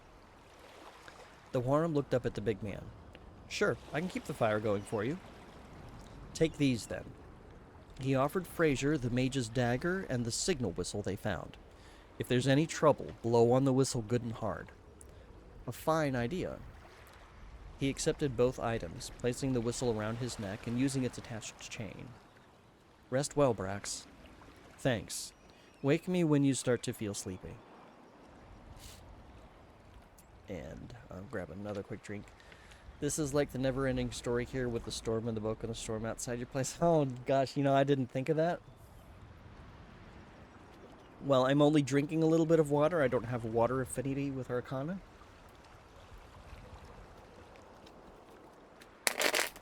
Oh, I should have muted. I'm so sorry. Give me one moment. I do need to get a new water, though.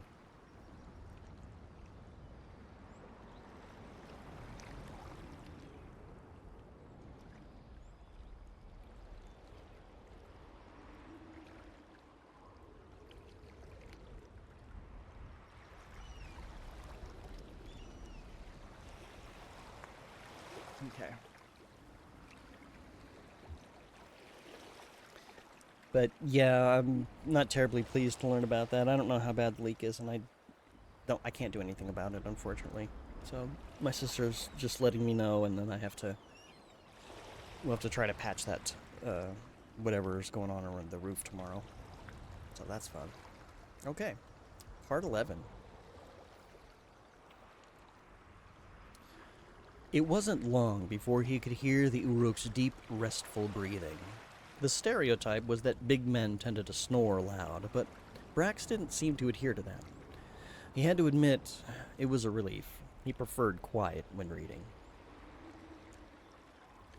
Fraser picked up the bonfire book and opened it to the first page. It started with a small cast of two Uruk men meeting for the first time as new hires, as new hires on an Arakan's Bulgari farm to reap the harvest. He smiled to himself as he became invested in the story, following along a low-stakes tale of hard work and camaraderie. The two Uruk were forming a bond, and by the light of a bonfire expressed their interest in one another. I always thought Uruk were traditionally opposed to that sort of thing, he thought to himself. Perhaps there were some forward-thinking members of that people that were trying to help evolve their culture. Heat rose to Fraser's face as he reached a part of the story where the two men took action on the interest they expressed. The author was exceptionally vivid with the detail used to describe an erotic scene. Brax said this book was to his liking, did he? Did that mean he shared the same preference for men that Fraser did? Would it be impolite to ask? His mind wandered as he considered whether his own tastes leaned toward the Uruk. Physically, Brax was as impressive a figure as you could find, with a face one would call ruggedly attractive. Fraser had a preference for more refined appearances and classically handsome features up to that point, but then that's all he'd ever really been exposed to. Perhaps this journey was opening his mind in more ways than one. A low, mottled growl and shuffling drew his attention away from the book. Fraser's heart leapt into his throat as a pair of glowing red eyes and a head that wasn't quite stable or upright on its shoulders was focused on him, almost on top of him. The berserker! He had let himself get too deeply drawn into his reading, this time to his severe detriment. Fraser scrambled to his feet as the accursed closed the distance, the shock of danger jolting him into action. His hands scrambled for the whistle to blow it piercingly. Brax! An accursed! He could hear the panic ringing in his own ears. Drawing forth a font of energy, he whipped it around and propelled himself away from the undead Huaram, a jet of icy water sweeping against it.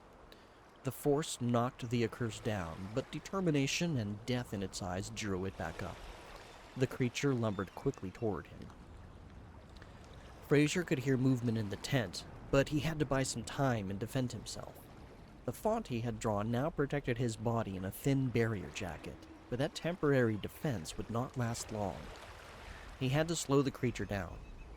Heart racing, he took careful aim and pointed his hand at the creature. Heg! He cried as he cast forth a freezing ray of frost. The accursed was slowed, but not stopped. Relentless, it continued its pursuit of the sorcerer. Brax, meanwhile, had flung aside the tent flap and was quickly assessing the situation. Shit! Hang on, Fraser! Still stiff and recovering from the exhaustion he suffered, his inability to run was holding him back. He tried to cover the ground as best as he could. Panic began to take hold as he realized he was struggling to see, having moved too far away from the campfire in his haste to escape the undead creature's wrath. Unable to safely target what he couldn't see, he grasped his crystal blue pendant and suffused it with mage light. A bright white glow surrounded him, shadows dancing as the pendant hung from his neck. He took a slow step back as his eyes adjusted, momentarily losing track of the accursed. It did not take long for the undead Huarim to make itself seen, still in rapid pursuit and closing the distance fast. Fraser's hesitation and delay from casting the light magic allowed the accursed to catch up, barely a handful of paces away. Screaming in panic, Fraser tried to blast the man with another ray of frost, slowing him further and allowing the mage to backpedal out of reach. Fraser was starting to understand why the Centurion mage was so exhausted from running. His heart was racing as he tried to keep his distance from his relentless pursuer and prevent himself from being its next victim. The campfire seemed so far away, and he couldn't see Brax in the light and he couldn't see Brax in the light his pendant shed. He realized he might have to stand his ground so his companion could catch up. He considered his options and prepared a more powerful spell. Sapphire Mage Light suffused his hands as he waited until the right moment to thrust his fingers forth, thumbs touching and fingers splayed. Aurelus! A blizzard erupted from his hands, but the bombardment of frost and ice did little to slow the accursed being down. The undead abomination closed the distance, growling ravenously as it slammed its arms down in a two-fisted bash. Shrieking, Fraser held his arms up in defense, but his barrier jacket held and absorbed the blow in a flash of blue light. He was not physically harmed, but the light was pale now. The barrier would not be able to take another such hit. Brax had entered the range of his light spell, strong legs pushing him forward and determination lining his expression. Aurelus! Gritting his teeth, Fraser blasted the creature with another blizzard, but he could feel his pool of mana quickly depleting. Brax, barely outside the arc of the spray, instinctively put up an arm to shield his face from the frost. The accursed bore the blasts, but its glowing hatred and endless rage could not be suppressed by the cold. Growling and foaming old blood and spittle, it struck out at Fraser once more, remarkably quick for a dead guy. The mage was off balance from casting his spell, and the undead man's blow struck with unnatural strength against Fraser's chest. His barrier jacket shattered, and the wind was knocked out of him. Pain pierced him, and he cried out as he tried to shift his stance and felt the bones of his ribcage grind. The Uruk, meanwhile, had finally caught up, and he bore down upon the undead creature in an attempt to grapple it. The creature's inhuman strength struggled against the big man's massive arms, but ultimately Brax was able to exert control over the situation. "Get back, Fraser!" Whimpering at the need for movement and eyes blurred by tears, he forced himself to take a few careful steps back. He gingerly focused on his pool of mana, drawing the last of his resource and shifting into overdrive to power another barrier jacket. The pain of movement was too much for him to immediately form it, and he took a slow breath to try and steady himself before trying again, forming a faintly glowing barrier around his body. The efforts left him depleted for anything of potency. With Brax now the target of its ire, the accursed rallied against the Uruk, a bestial growl gurgling from its broken throat. The two exchanged blows, Brax's expertise in unarmed fighting shining as he blocked the creature's furious assault while landing a solid strike of his own. The creature's rage could not be denied, however, and the Uruk grunted as his defenses were probed and pierced. Fraser briefly considered using the knife that Brax had given him, but he elected to stick to what he knew. Focusing his power around the abomination, he reached out with one hand and cringed at his damaged body. "I have to keep focused." Snapping his fingers with a command word, frost penetrated the creature, forcing its limbs into a more clumsy cadence. Brax took advantage of the opening, landing a solid blow. Fraser was sure he could hear bones crack, yet the undead Huarim continued its mindless rage. "Why won't you die?" The two continued to exchange blows, each giving as good as they got as Fraser tried to freeze the creatures again. His second attempt was shrugged off as though it were nothing. No, I can't let this be our end. Brax's exhaustion was being countered by a rush of adrenaline, but for how long? Once again, Fraser tried to slow the creature down with a snap of frost energy. While it seemed to do little harm, it did slow it down and allow Brax to evade its clumsy strikes while counterattacking. The Uruk dashed in a quick move around it, striking again from behind. Fraser focused his willpower, but failed to draw forth the needed energy, his rib causing more pain than he could bear. After another exchange of blows between the accursed and the Uruk, the undead Huaram was looking ragged and broken. Yet, it fought on. Brax was looking a bit rough as well, and Fraser wished he had learned healing arts. Alas, that was not the direction in life that he took. He tried and failed to draw forth even a fragment of energy. A frustrated whimper escaped him as he watched the accursed creature, its fury unimpeded, unleash a two-handed slam against the Uruk with unholy strength behind it. The big Uruk staggered back, bloodied, then took a breath and roared his own fury back at the creature before unleashing his own counter-assault. Breaking limbs, smashing the accursed Huaram's face in, the creature stood ragged and broken, its head hanging limply. Yet its eyes continued to glow, and it staggered forth to satiate its burning hatred and desire for murder. Why? Brax took a defensive step back as the creature that clearly should no longer be functional continued to endure. Seeing even Brax's composure had been shaken, Fraser wondered if they were to meet their doom here. I won't let it. Ignoring his protesting body, he flung his arms out to draw a mana forth for one more blast of energy, pulling from the environment to fuel a ray of bitter frost. Desperation, determination, whatever one might call it, he put everything he had into his arcane art. Perish in this frigid sepulchre of ice! Heg! His aim was true. The accursed man's body slowed, then halted as a sustained ray of cold energy struck it. After a moment, the creature's broken body cracked and shattered, crumbling to the ground. The fire that lit its eyes was finally extinguished. The two men stared at the chunks of fallen creature for long moments before the adrenaline that held Fraser upright finally left him, and he sunk to his knees with a pained groan. Hey! Brax limped over and knelt down to support the elementalist. Hang in there, man. He placed a gentle hand upon Fraser's chest and began to focus.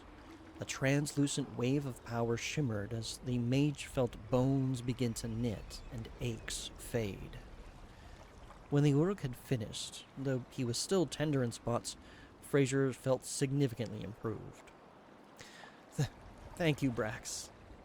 Emotions welled up in him, and without stopping to think about whether it was appropriate, he hugged the man tight. Tears fell out of him as words flowed like a flooded stream.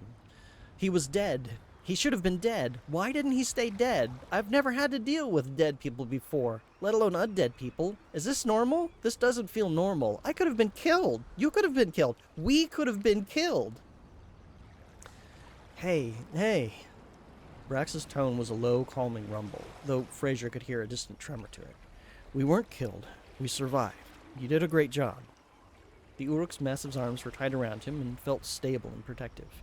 You sure know how to run, though, I'll give you that. I didn't think you'd let me catch up there for a minute. Yes, I realized that when I lost sight of you. He took a shuddering breath and coughed. Brax smelled of blood. Would you, like me to clean us up? Yeah, I don't know for sure if some of this blood is mine or that thing's. Wouldn't want any wounds to get infected. Drawing forth his cleansing water art, he used it on both of them to ensure all signs of that nightmarish accursed were wiped away. He put a hand near purpling bruises on Brax's torso. It looks like it hit you pretty hard. Looks like it did the same to you. The Uruk's silver eyes were cast downward briefly. I could sense the damage as I mended you. I think if I hadn't formed a barrier jacket, that one strike might have been my end, the mage admitted. The accursed was drawing from some font of unnatural strength, to be sure, he agreed. You think that artifact was what fueled it? It's possible. Fraser frowned, recalling the Centuli's journal. It stands to reason there's a connection, at least. We know the artifact was active, and that man was affected. And after he was slain, he rose again. I would deduce that's what happened at the eastern port village, and those skeletons are all that's left of them.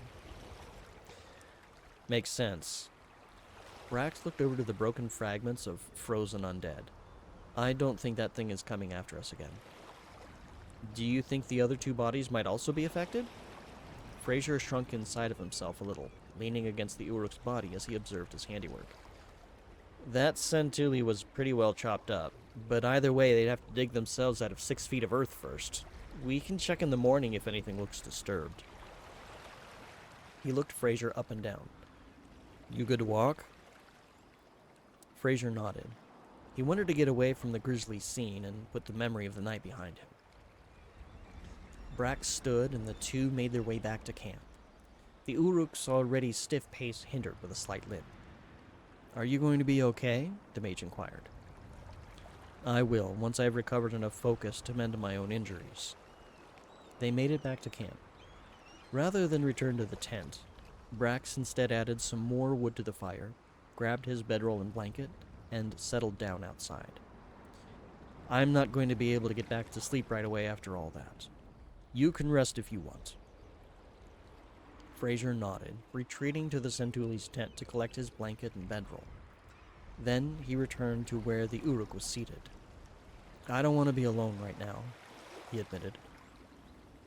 Brax gave him an empathetic smile and patted the ground next to him. Come and sleep under the stars then. I'll keep you warm. Accepting his invitation, Fraser placed his bedroll next to Brax, curled up in his blanket, then settled down upon it and leaned against Brax's body. Brax, in turn, wrapped his blanket around himself and his arms around Fraser.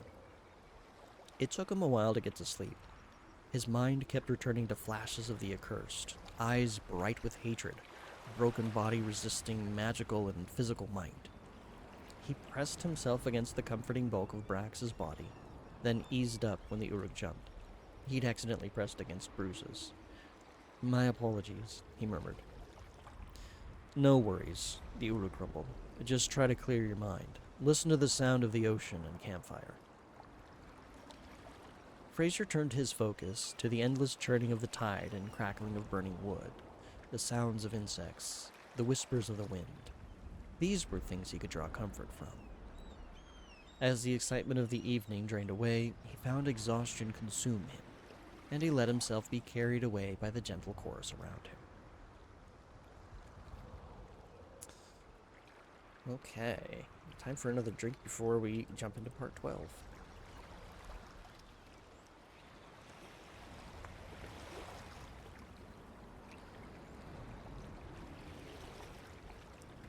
Let's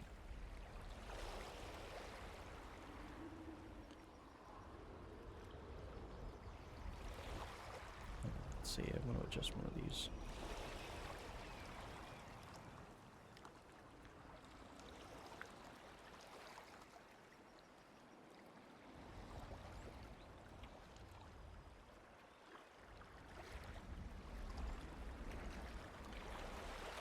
Fraser awoke not long after dawn had broken, seabirds joining the chorus that had lulled him to sleep.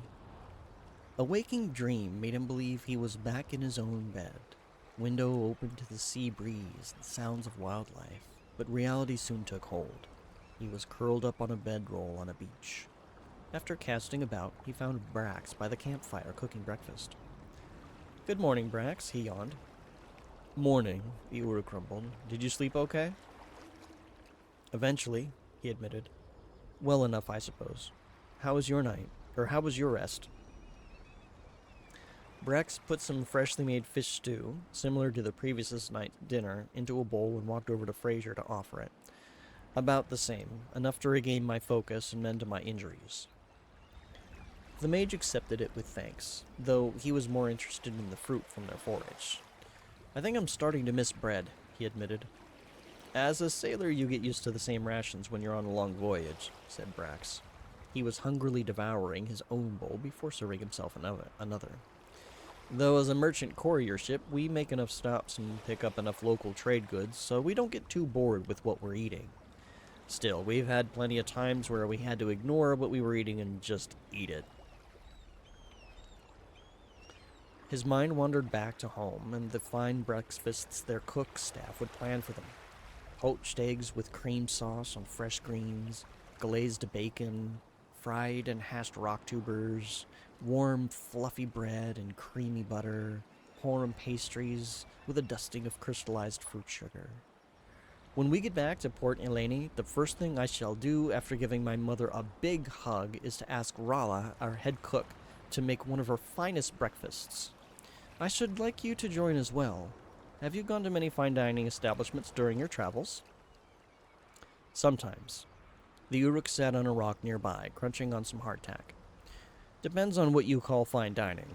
Like, I know how to behave myself and not look like a barbarian, but I'm not well versed in high society etiquette either. He raised his littlest fingers as he took a drink of water from a tankard. I usually just sniff out eateries with good food and eat there. I go more for the food than the environment. Cheaper that way most times, too. That's fair. Well, I will request of Mother that we keep the meal casual, so as not to have to worry about the finer details. I'd really just love for you to have a good meal with us. Brax gave the elementalist a sidelong look, amusement in his silver eyes. All right, I accept your invitation. You can show me what your cook can do, and I guess you can introduce me to your mother. Fraser felt heat rise to his face. That is, if you're comfortable doing so. I mean, I think she would want to meet the Uruk that saved me from a watery grave. He gave a hearty laugh in response. And she won't be upset about everything that's gone on, and how you got here in the first place. If I'm being honest, I think having you there would help soften the blow. Fraser grinned before focusing on his breakfast again. With their meal finished and camp cleaned up, they turned their focus toward finishing the task they had set previously. However, when they went down to retrieve the berserker's corpse, they found that a number of seabirds had been picking out the now thawed chunks of flesh. Fraser turned away, nauseous at the sight. Goodness, I'm not certain what we should do here. It seems pretty disrespectful just to leave him for the birds, doesn't it? The Uruk sighed, folding his arms. I guess someone has to gather him up and stick him in a grave, though. I can help, said the mage. I can form water into a hand that can pick up the pieces. Let me get the blanket we used yesterday on the Centuli mage. Good thing we didn't bury it with him. I thought about it. Brack stepped forward to shoo away the birds until Fraser got back with the blanket. Then, together with Brax picking up the heavier pieces and Fraser handling the smaller ones, they moved the remains onto the blanket so it could be carried. Pretty grisly, handling the dead. After grabbing the shovel, the two men took the body to the grave they had partially dug earlier. The two graves were thankfully still. Either we buried them deep enough that they can't get out, or it only turns those who were fully enthralled into restless undead, Fraser speculated. Right. Either way, I will feel far better with this task put behind us. Brax hefted the shovel and got to work. Using water to soften the earth, and with Brax's strength to move it, they were able to finish digging the grave and bury the berserker before noon. To make the site more evident, they found a number of stones to ring around each grave. The hardest part was using the worn chisel to engrave their names onto the stone, using large letters to reduce the potential for wear. I'm no mason, Brax admitted, and the stones we're finding here aren't exactly polished marble, but I hope it will do. If I had an earth affinity, I might be of more help here. Fraser shook his head, spreading his hands in a helpless gesture.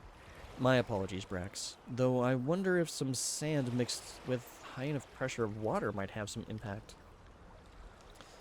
Experiment with that some other time, if we're ever at leisure to do so. He placed the last in the series of stones at the head of the grave, then stepped back. There. Excuse me. He brushed his hands off, put his tools away, and closed his fist over his heart, then closed his eyes and lowered his head in respect. Rhea, grant these souls passage across the veil, that they may be free from this place, to be reforged in the sun by the All-Father, and corruption burned away as slag. Iagath, purify them and shape them, that they may be reborn anew. And Tasia, deliver them unto the world once more.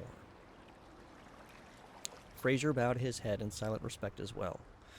May it be that light shines on your next journey, he murmured. Sunlight and faint warmth filtered down from between the tree leaves, and the two men felt this burden lifted. Satisfied with their efforts, they returned to the campsite and started breaking it down.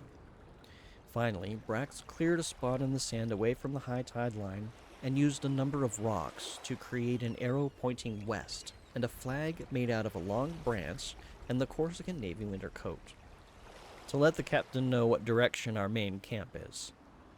Ah, of course, Master Shilstra did say to leave signs. Right. As they made their way back to the settlement, fluffy clouds tempered the warmth provided by the sun overhead, cooling them. Brax was better able to keep pace, even while carrying most of the possessions they had claimed from the campsite. Fraser shifted the pack he carried, finding it uncomfortable, but not too terrible a burden. They stopped only briefly to lunch on some of the forage they had, and arrived in the middle of the afternoon. How are you feeling? Fraser asked as they started unpacking and sorting. A bit tired, still a bit tired, truth be told, the sailor admitted.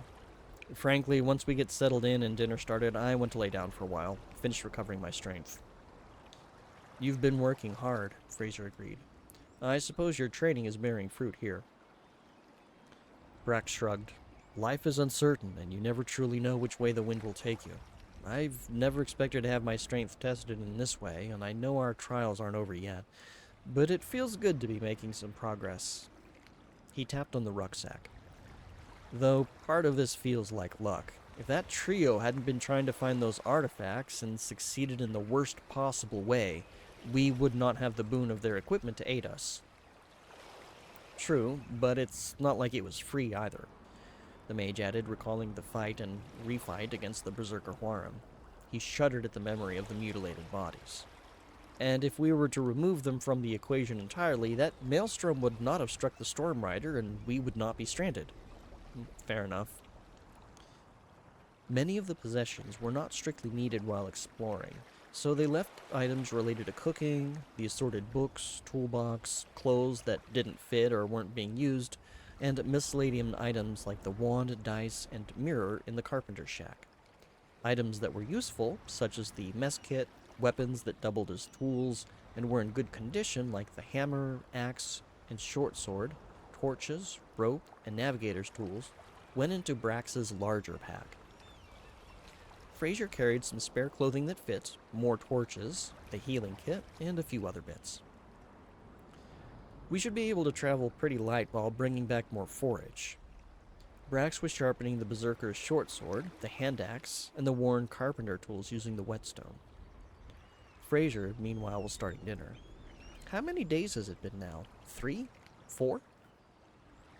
Brax took a stick out of his pocket and examined the notches carved into it. We're into our 4th day. There's still a long way to go. Fraser crouched by the fire next to Brax's outstretched feet, staring into the flames. Do you think we'll be able to survive? Most likely, the Ook responded, provided we're careful, resourceful, and don't do anything foolish. You've proven you are resourceful, and I haven't seen too much foolishness out of you yet, though you're still kind of soft. Soft? Yeah, like you haven't been exposed to hardship before, and it shows. He sheathed and set aside the short sword he had sharpened. What's the furthest you've ever had to walk in a day?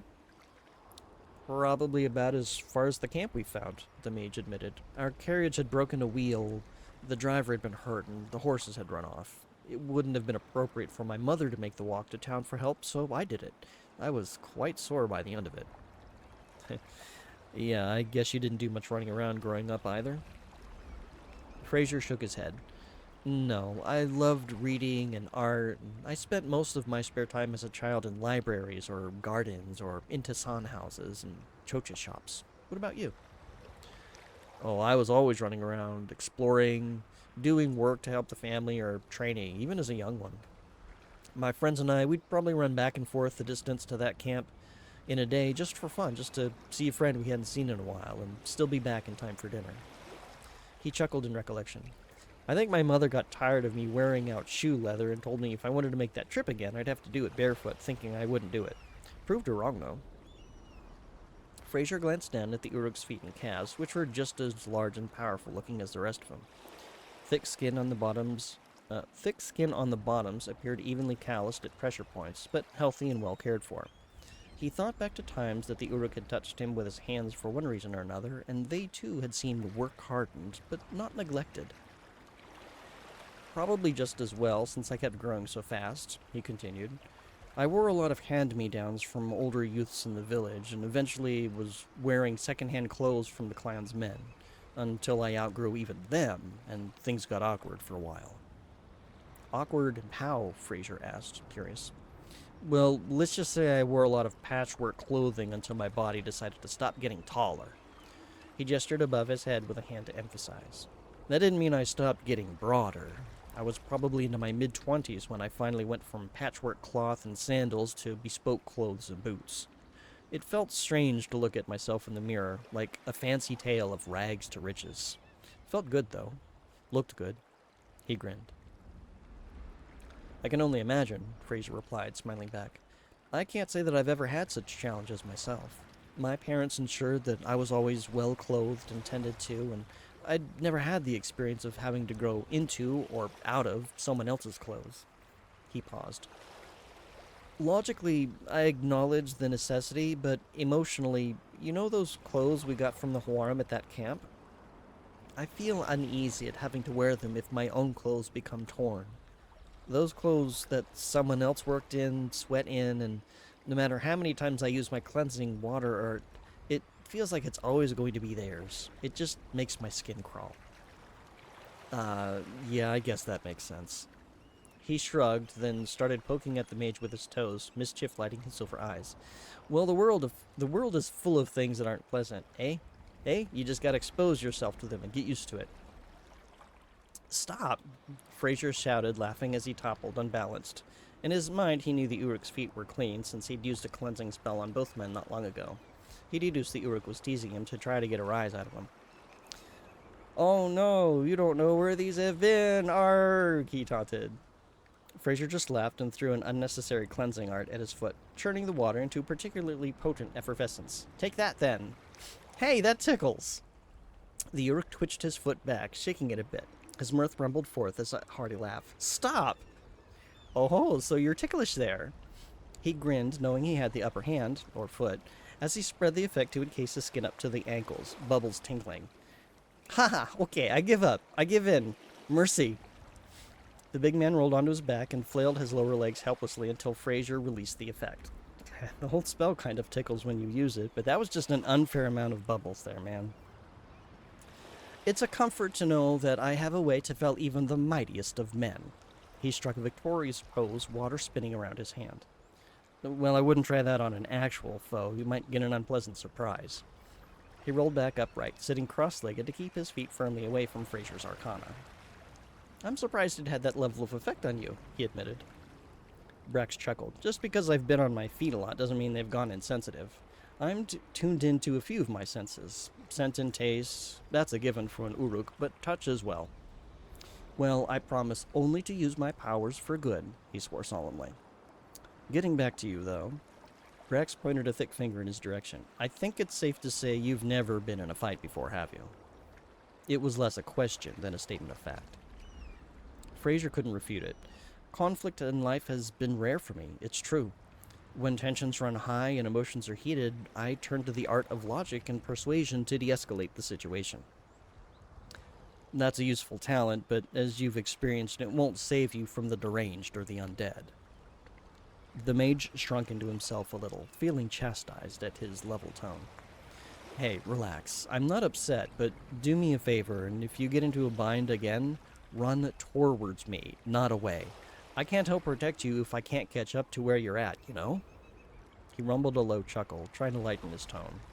And I guess this is part of the education you've paid for, right? Probably not the way you'd expect this kind of lesson to go, but then that's how life is. And that in itself is one of the most valuable lessons you can learn. Fraser nodded. It's true, he admitted solemnly. I recognize the importance, even if it is frightening. Yeah, well, I don't think anyone expected you to have to deal with crazed berserkers or the accursed in your first live combat encounters. He leaned back, unfolding his legs to stretch them out. You did good, all things considered. You were scared, but you still fought. You didn't just keep running. Try not to let that fear cloud your vision if this happens again. Or when this happens again. He shrugged. I can't see the future, so I don't know. I'm just saying, don't carry this around as a trauma, but learn from it as an experience. I think I understand. He turned his gaze down to his hands a moment, then looked up at Brax. Have you ever fought the accursed before? The Uruk was silent a long moment. Once. It was different then. Every fight is different. You learn something new each time. He shook his head. And this time I learned that just breaking your opponent isn't always enough. Vitals aren't always vital, it seems, when you're walking dead. Fraser shuddered.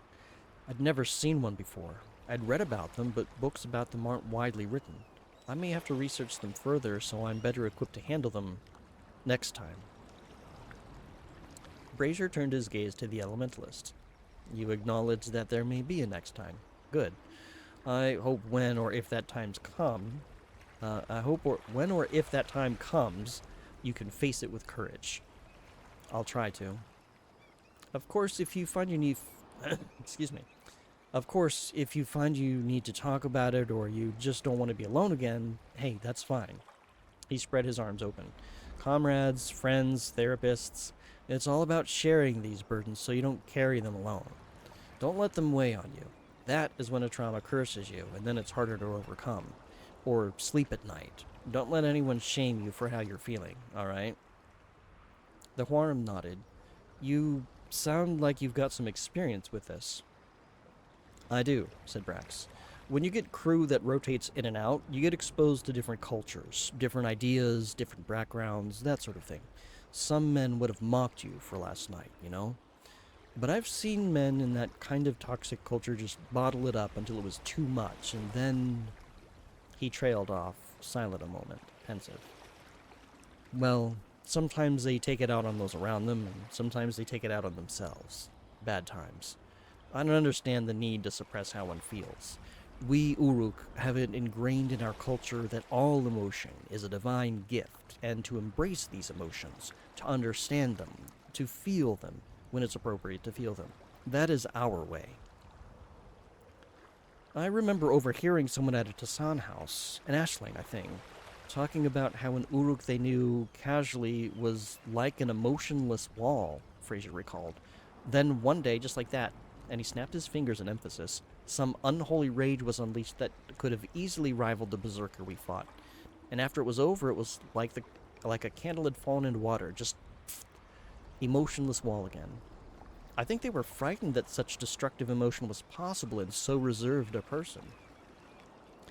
If you see one of us in a rage, then there is a reason for that rage, and we have chosen that moment to unleash it, Brax explained. Mind you, not all Uruk have the same level of emotional control, and you generally don't want to go around pissing us off for no reason just to see if we'll blow off some steam. But that's true of anyone, really. You don't go poking sticks up a bear's arse end just to see what happens, yeah?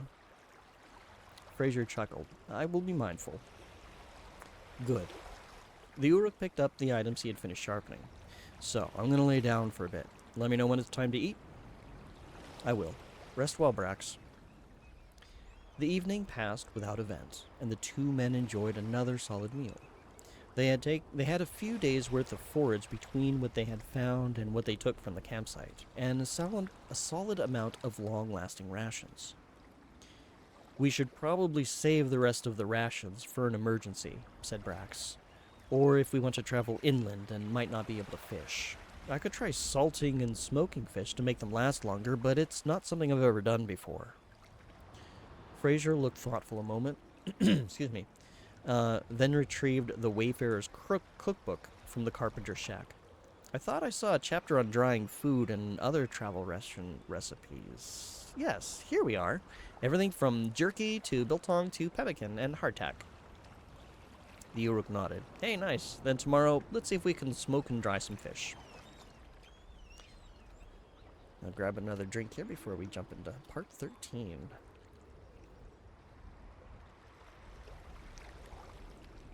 And this will probably be the last part we do tonight. Because we are getting close to when I usually stop. Excuse me. The next day, the two started on that task, with Brax fashioning a rough drying rack and collecting miwavanu husks, shells, and fronds to smoke with. Fraser, meanwhile, worked on collecting fish and extracting salt from the ocean water. While the salt was going right back into distilled water to make a brine, the book had specific measurements, and Fraser insisted on going by the book when Brax questioned the necessity. The entire process, from brining to smoking, took a couple of days. Brax used this time to also leave signs for Captain Ragnest on the beach, and to set up the traps he had acquired to see if he could get lucky with the local wildlife in the groves. Luck was not quite with him, as he lost one of the traps, either because his memory on where he set it was imperfect, or the animal it caught ran away with it. And while the other trap did catch a young wild boar, the creature was in a frenzy and managed to gore Brax's arm as he went in for the kill. Piking little sod, he muttered, along with a few other choice curses. He focused his mystic art to mend the wound. Let's try this again. His second attempt was more successful, and between using the short sword and bashing the thing's head against the tree, he was able to knock it unconscious and finish it off. Bad luck plagued them during the fish smoking process as well. The rack caught on fire and collapsed toward the end of their first attempt. After digging the fish out of the fire, they determined that, while still edible, the fish was not at all very good. At least we have roast boar tonight, Fraser noted, trying to remain positive. Brax could only grunt in grudging agreement as they salvaged what they could of the fish. They had no reason not to learn from their mistakes and try again. This time, Brax chose to use stone to fashion a smoking pit. Uncertain as to whether his design would be functional, he chose to test it before wasting food on it and found it needed more work.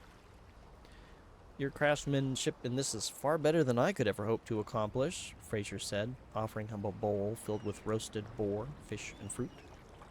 I'm remembering bits and pieces from training, but when sailing in open waters for a while, you tend to forget some of what you learned, the Uruk admitted. I think I know what I did wrong, though. I'll fix it tomorrow. Fraser looked at the square pit of rocks and looked thoughtful. Say, Brax, when you're done with this, I wonder if we couldn't try another method of preservation. Less mobile than smoked and salted meat, but perhaps easier for me to maintain. Oh? He turned to look down at the mage. What did you have in mind? I can use my arcane arts to freeze water, so perhaps we could create a box of stones that I can line with ice.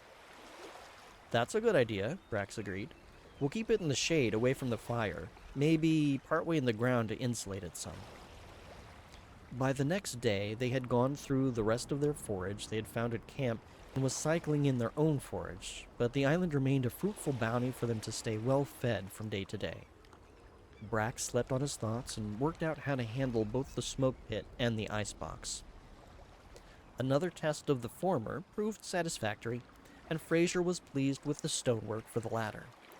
With some quick work, he had thick blocks of ice in place and cooled the interior with further arcana before covering it with a wooden lid that Brax had fashioned from salvaged materials. I think we're finally in a good place to stockpile some food, Brax declared. I have something I've been working on too, while looking for fish. Fraser opened a clean leaf that had something folded within it and offered a withered-looking pink chunk of wava. I tried extracting moisture from it after thinking about my ocean distillation process. What do you think? Brax sniffed at the dried piece. Sorry. Brax sniffed at the piece of dried fruit, then sampled it. It was chewy, but not so dry that it would be impossible for Fraser's jaw to mash down. He nodded his approval. This is very good. How much time and effort does this take for you? I think with a bit more experimentation and iterations upon the flow of arcana, I could probably dry a pot full of fruit in about an hour. He gestured to the iron pot bubbling with that night's stew. It would be about as good as setting it out to dry in the sun, but take far less time. Alright, then tomorrow I'll take a pack and collect as much fruit and forage as I can find. You bring back as many fish as you can. We'll brine the fish, and I'll smoke that. Then we'll work on cutting and drying the fruit. The Uruk gave a broad grin. I feel like we're actually accomplishing something here. While Fraser's fishing efforts were moderately successful, Brack did quite well, bringing several days' worth of fruit, tubers, and greens back to camp. They put their plan into action, brining the fish, smoking it, and drying the forage. With another day of similar efforts, they soon had a stockpile of dried foodstuffs. Along with the rations we picked up, we should be good for a couple of weeks if we wanted to explore. Brax was looking over the iron trap in the light of the morning sun. The trap had not cut any more games throughout their endeavor. It didn't seem like it was damaged or too rusty to spring, so perhaps it just needed to be placed elsewhere. Where would we explore? Fraser had taken over the Centuli Mage's journal and was documenting their activities today. Well, we could either go inland to the north and see what we find, or we could circle around the coast. Brax shrugged to himself and set the trap aside, rising to his feet to add more wood to the fire. I know there's more accursed if we keep circling east, but I wonder if we might find more clues about the other two artifacts and where to find them. You wish to find those damnable things? Fraser dropped his pen in shock. Whatever for? To destroy them. The Uruk folded his arms. Look, I know how it sounds, but those artifacts could cause a lot more trouble for someone down the road who may be ignorant of their power and come to this island looking for treasure. Fraser stared up into the silver eyes of his companion. I sense there is something else bothering you about this. Brax shrugged. Well, just think about it a minute. Artifacts that incite rage and curse people to endlessly wander the island, seeking out the living so they can keep killing? Wouldn't you want to take action if you could? Can we take action? Fraser asked. The men we buried fled from the coastal village, and they numbered as 3. If the contents of the spellbook is any indication, that mage wielded more talent than I. And I suspect that fire is far more effective against the undead than ice magic. You're a powerful man, Brax, and I don't doubt your combat prowess, but I'm not certain if I would be of much help. I don't know enough about undead or arcana to speak to that, but you seemed plenty talented once we got organized. We just have to have a care that we're not surprised. He looked thoughtful. Look, I'm not saying we go in there to smash a village's worth of undead here, but I would like to do some reconnaissance at the very least. Fraser lapsed into silence as he considered this as well. It would be helpful to know how far afield they might range. We already know one event caused the people of this settlement to flee, and I suspect undead were a possible cause. I would sleep easier at night if I knew just how much risk we are in by camping here. That was another reason I wanted to scout the coast. The mage sighed. Very well, Brax. For the sake of reducing unknown factors in regard to our safety, I can agree to that. Permit me some time to reflect on my arts and determine if there are more effective ways that I could apply them. That's fine by me. Brax spent the rest of the evening getting their packs prepared for the journey, while Fraser experimented with shapes and forms of water and ice. Occasionally, he would fling an icy bolt at a tree to examine its effect. Brax approached the mage and offered him the studded leather armor from the Berserker. Hey, this looked like it might fit you. You want to wear this when we go? The mage looked at it dubiously. I have never worn anything heavier than layers of cloth, Brax. I suppose I could try it on and see how it feels. He strapped on the boiled and studded leather cuirass, bracers, and cuisses. This feels awkward, he muttered. Brax checked the straps to ensure everything fit snug. Well, can you move around in it? He took a few paces and shrugged. I suppose so. He wiggled as he tried to adjust its fit. It's kind of distracting. Let me try... He took a few minutes to try feinting and dodging, stabbing the air with his fists, and finally casting his ray of frost art. Ice shards clumsily formed and sprayed ineffectually forward on multiple attempts. My apologies. I know you mean well, but this just isn't working for me. Is it just a bad fit, or... Brax stepped forward to check the straps once more. No, the fit is adequate. It's just not something I'm used to wearing, and it's distracting me from how I wield my arcana. He furrowed his brow as he loosened the bracers.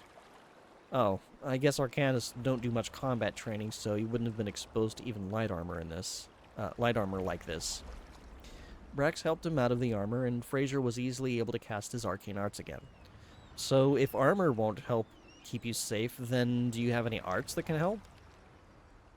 I have a barrier jacket that I can fashion, and it absorbs damage directly, Fraser explained. Though perhaps I can take that same theory and apply the shielding art the Centuli mage had in his spell book. He stroked his short beard in thought. Allow me to experiment. Alright, well, I can carry this along just in case you change your mind. He left to put the armor in his rucksack. About an hour later... About an hour later, Brax found his attention turned towards the mage once more as he was making some excited noises. Curious, he stepped back out from the shack and his inventory management to see what his companion was up to. Figure something out? He asked. The mage had a glowing circle of runes floating in front of him, moving runes and circuits around rapidly. Yes, I do believe so. Here, watch. Let's see if I did this. He gestured, drawing the cynosure into his hand, then flung the hand out as he drew mana forth. The cynosure appeared at his feet, bright sapphire lighting around him. Oh, winter's breath, encase me in protective ice. As he reached Gestalt, he closed his fist around the energy and held it aloft. Zemuar!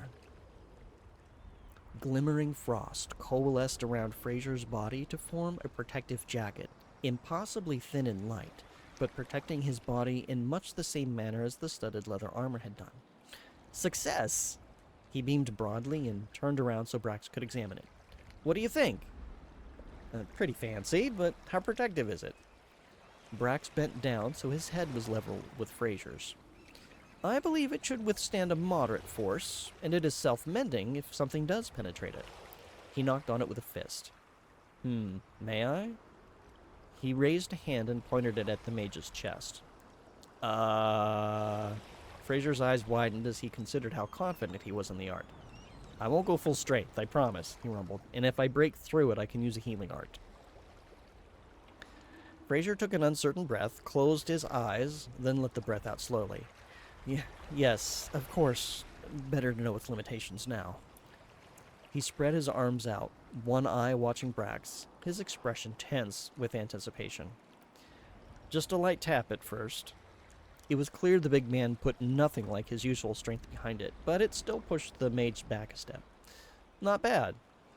He thrust his hand again, this time a little harder, and the blow winded him. Oh, hey, I'm sorry. Fraser's eyes were wide as he regained his breath, sped along by Brax's use of his mystic art. Maybe it still needs work. No, if we're fair, that's about as protective as the armor I offered. He lightly tapped the barrier. Neither would do much to ward my full strength, but it's better than nothing. And you wouldn't be standing still, either. Perhaps I can find ways to refine it over time. He dismissed the frost armor with a negligent gesture. Thank you for helping me test it. It is better to know its limitations with a friend's help than to learn its weaknesses under an enemy's knife. True, the Uruk agreed. Hey, you want me to grab a knife and see how well it resists that? No! The mage shouted, eyes wide. I'm kidding, Brax assured him, rumbling a hearty laugh. Thank goodness, the mage thought to himself, holding his hand to his heart. Okay. And with that, we've reached part 14, and that is going to do it for tonight. So I do hope that everybody has been enjoying the tale so far. That was cool. Well, thank you, Frisky. I appreciate that. Yeah, so like just kind of a bit of a reminder on what this story is. It's just something that I wrote in 2014. It's sort of a it was a vehicle. It's kind of like a solo D20 campaign sort of thing. So it's kind of D&D-ish. Um, but I used it like as a vehicle for some story writing and mostly world building. Um, just sort of trying to figure some things out, and I'm flapping my hands around and hitting my microphone. You weren't around the whole time. Well, I mean, so there will be VODs up, and I will be posting this to YouTube. So if you want to go back to see any of the story that you missed, you're welcome to do so. But we will be back with this next week with part 14 of the Artifacts of Argent Isle. Does my Zomboid stuff have stuff like this in here? You mean like Project Zomboid? Excuse me.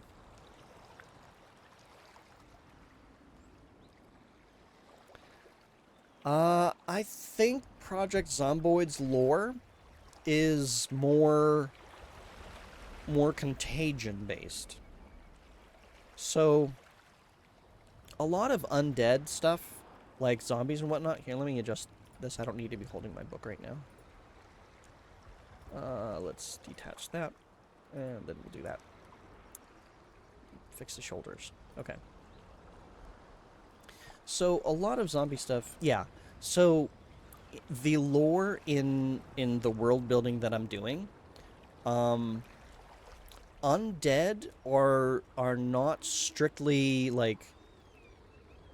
It's like, this is kind of why I say like this story is not necessarily canon, because I'm still in the process of refining it. But undead are created using formoric energy, which is not strictly necromancy. And I'm still kind of working out the details, but the way that this story is sort of going is that it's like Fomor is sort of like, it's kind of like rage. It's sort of, it has some connections to the sea. That's sort of what I was playing around with when I wrote this. And I'm still kind of working on things a little bit. That's why, again, I say that this is not necessarily canon when it comes to my current world building. But it was part of the development process. So it's sort of magical. It's not strictly necromancy, and most importantly, it's not strictly quote-unquote evil. It's just a tool. It's just an energy type. It's just being used for malicious purposes, or can be used for malicious purposes. This was fun. Well, I'm glad that you've been enjoying this. I hope that you'll tune in next week to see what happens next. Because next week we're gonna start part 14, which means we're going to be doing some exploration of the coast. We're going to do some reconnaissance, and we're going to figure out what's going on in that village that was written about in the journal that the people that we ran into ran away from. Spooky stuff's happening. Alright, let's see if we can find somebody to raid.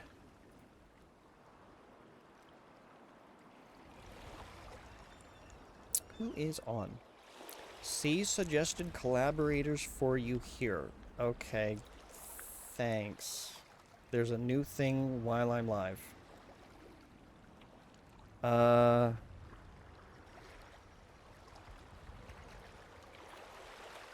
It's a little awkward though. There's like a whole bunch of options to knock, which is very strange. Nobody removed the space, Frisky. You've got all the spaces. So you are now the guardian of the spaces, so if anybody removes them, you have to tell us. Let's see. Show more. Oh, look. Belgian Raffles is doing a little bit of Tactics Ogre. Let's go say hi to them.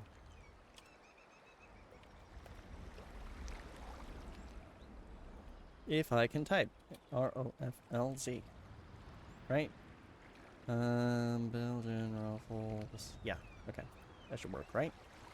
Excuse me, enter button. There we go. Okay. So, I do want to thank you all.